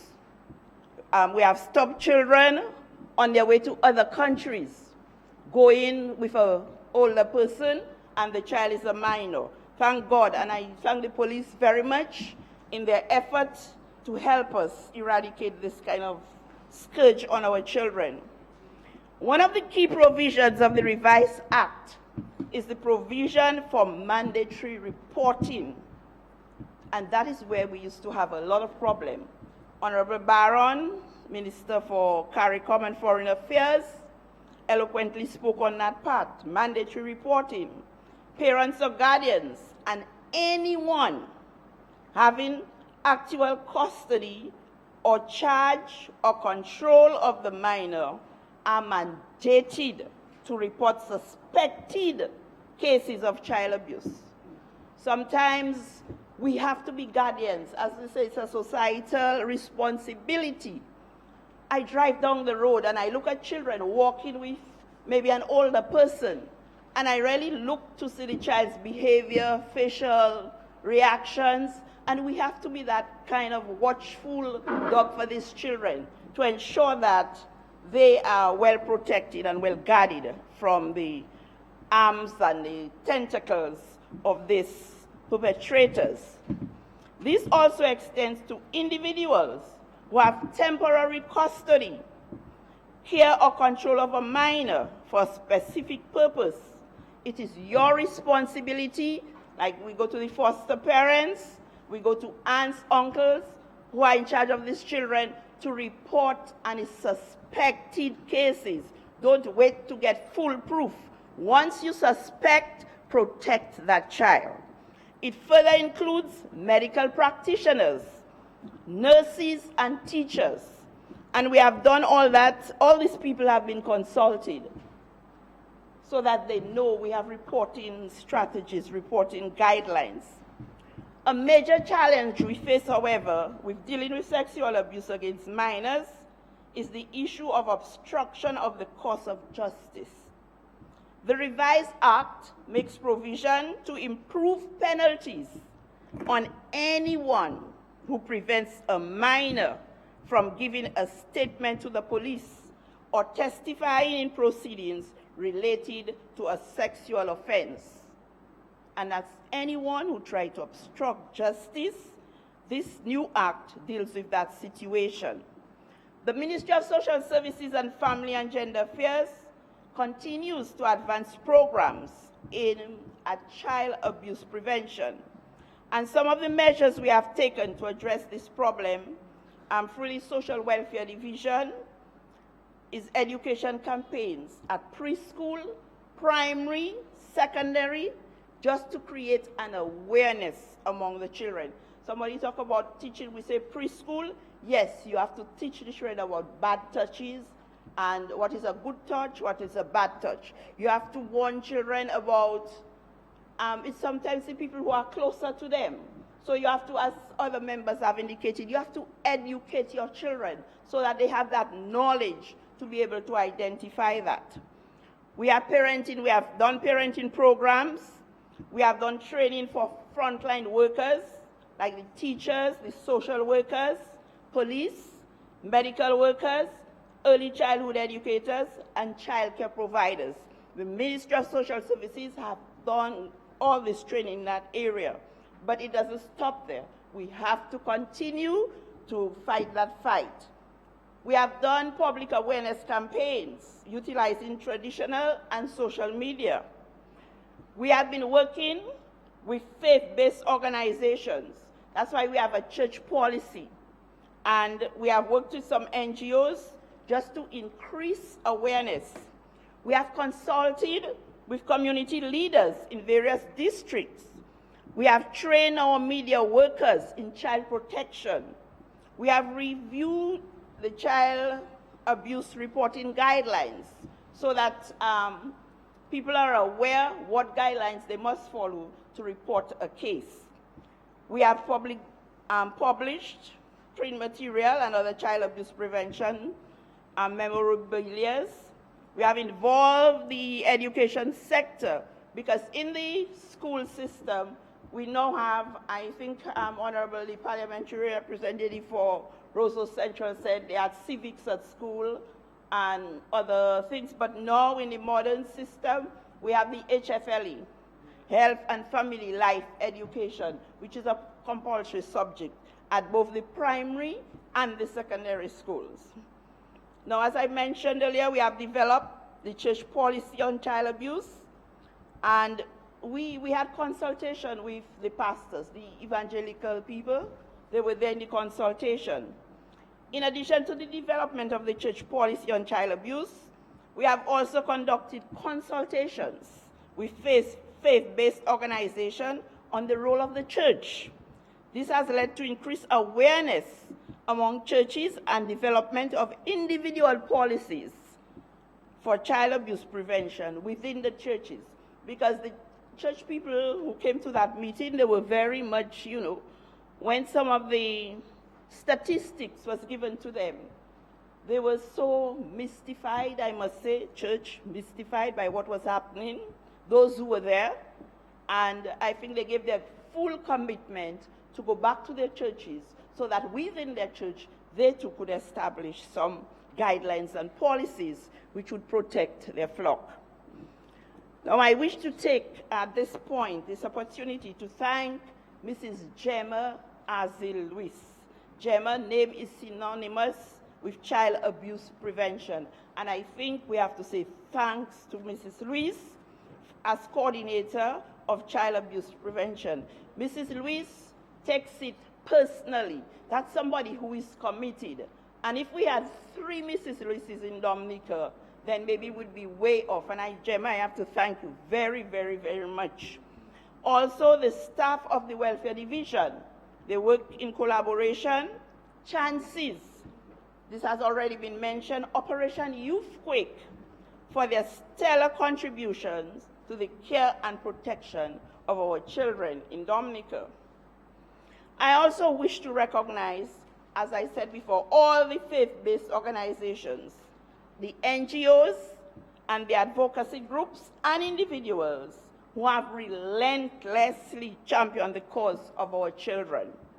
We must also thank our international partners, particularly UNICEF, for the financial and technical support which we continue to receive in the fight against child abuse. Madam Speaker, as mentioned earlier, the emergence of new crimes is of concern. The global community is rife with human trafficking, the use of minors as sex slaves, and the abduction of children. Though not prevalent on our island, we must be cognizant of the existence of these problems and prepare ourselves for the eventuality. This government has shown without a doubt that our children are a priority, and it is our hope that these major revisions to the Sexual Offences Act will strengthen our capacity to fight against child sexual abuse in Dominica. Madam Speaker, child sexual abuse, as has been enunciated by most speakers, is a societal problem. Therefore, every one of us who reside in this country has a responsibility to address it. It cannot and must not be left to the government and government agencies only. Now, let's look at the legislative review of sexual offenses and implications for women and other vulnerable groups. As Minister with responsibility for gender affairs, I also wish to highlight a few areas of the revised legislation with implications for gender-based violence. I must point out that the statistics show that 56.4% of all gender-based violence reported cases between 2009 and 2016 are sexual offenses.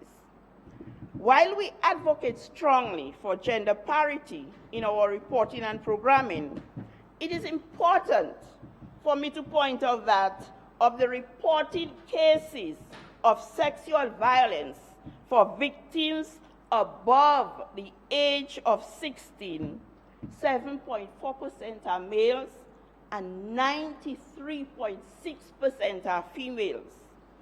It is within this context that I must say that the revision to the Sexual Offences Act will not just assist in our fight against gender-based violence, but will support our fight to protect women and girls from sexual violence, since these are the ones who suffer the most. We will still protect the men. Now, other statistics worthy of mention or worthy of note: 47.6% are current intimate partner violence. That's the spouses or your partner. 47.6 people living together. 8.5%, that is if you have your divorce and you're not living with the person, only 8.5 of these are past intimate partners. That's the reporting case. And 8.8% have no relation with the abuser.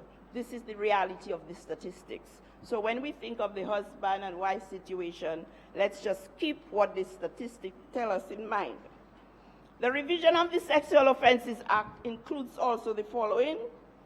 It's made provision for harsher sentences in excess of 25 years, liable on conviction to imprisonment for the remainder of their natural life. But this is based on extenuating circumstances, such as if the complainants are minors, that's under 12, elderly, we heard of the rape of 81-year-olds, 81-year-old people, 90-year-old, 94. What you going after these people of that age for? Pregnant women resulting in pregnancy, and you have gang rapes. So these type of problems or this type of circumstances will attract sentences in excess of 25 years or for the remainder of their life. We have also made provisions for tighter legal definition of consent by outlining the legal role of consent, which makes immaterial the notion that an individual can freely or affirmatively consent to sex based on force, age, or fraudulent behavior.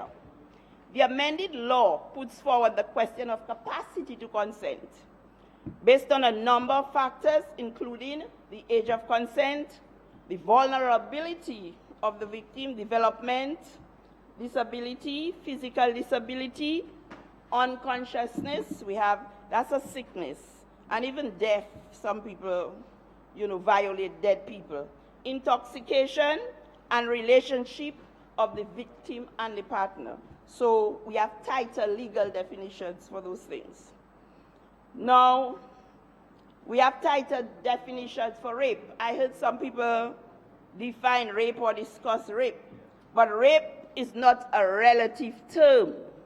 It's not based on who is doing it or who is affected by it. Rape is rape, no matter what the situation. So it's not relative. So we have a tighter definition of rape, which makes provisions for forced sex within marriages. You can't have that happening within a marriage, forced sex.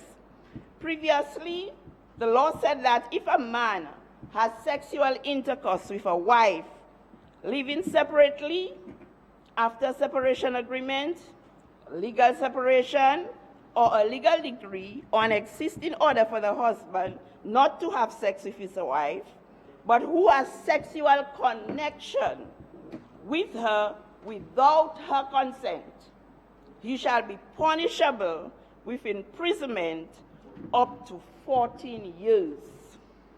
The amendment to the law now addresses the concerns and fears of women living separately and who may suffer daily sexual indignities even while seemingly being in a legally valid married relationship. Madam Speaker, it's important to note that a husband can also report his wife for rape. So it's vice versa, it's not one-sided. It goes both ways. Opportunities for improved sensitivity among police, we have that, medical personnel, lawyers, and judges in dealing with matters which have implications to address victims' reluctance. We also have reduced opportunities for the police to apply prejudicial standards. The law addresses that in dealing with cases by stipulating in the law what their obligations are. And the police has been trained, we have had new training on that, and including what assistance they need to provide to victims.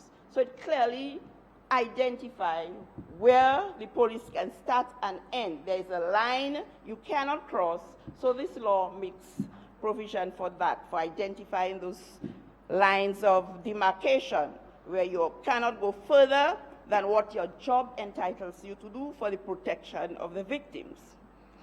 The law also makes provision for improved court management procedures and urgency in dealing with cases. As you heard, very soon we'll have all the family bills. We are also looking now, we have already gone looking at areas for to have a family court. We've looked at some buildings, we are still in that process. We're looking at one particular area. So very soon, we need to put those structures in place, the infrastructures in place, so that when we implement this law, that the structures will be there to help us. And we also have reduced opportunities for re-victimization, because you do not want people to be going back to the same problem and going through the same situation again. So the law makes arrangements for that. We have opportunities for women to remain resolute in supporting a prosecutorial approach, whether on their own behalf or on behalf of children, by criminalizing the issues of obstructing justice and hush money. And I think that's been one of the things that our children suffer a lot and victims suffer a lot, that hush money business. And this has been a cry from many people. And that is one of the things they wanted in the law, so that the law could bite as hard as it can. And addressing the issue of withdrawal of cases by allowing for the admissibility of minors' statement. Because you have children, they say one thing one day, then they get tampered with, witness tampering, as you know, and then they might change their story. So the law makes provision for that aspect not to happen, so that we can really save our children. The law also recognizes that many persons in abusive situations, abused adults, people with disabilities, children, may be unable or unwilling to make applications for their own protection. So power is given to certain classes of persons to initiate applications on the behalf of these vulnerable victims. The legislation now makes provisions for technology and social media to meet everyday realities. This is particularly significant today, as we have seen in recent times the exposure of women, particularly young girls, being shared in various forms in the social media. We see all these kind of things, little young people take their pictures, do everything. So all these provisions have been made for these technological realities so that we can address them. Overall, Madam Speaker, I'm extremely proud of this bill presented to the House today. As stated earlier, This is the product of broad-based consultation. It is my hope that we do not cease our advocacy with the passage of these revisions, but that we continue to publicly advocate and champion the cause of the vulnerable groups in our society. Let us all work together to reduce and rather, indeed, eradicate violence of all forms in our society. Let us promote love, mutual respect, tolerance, and love for life. What a wonderful world it would be if we all live together in peace and love. I thank you very much, Madam. Madam Speaker, I move that the House be adjourned until Monday, the 24th of October at 2:30 p.m. Seconded, Madam Speaker.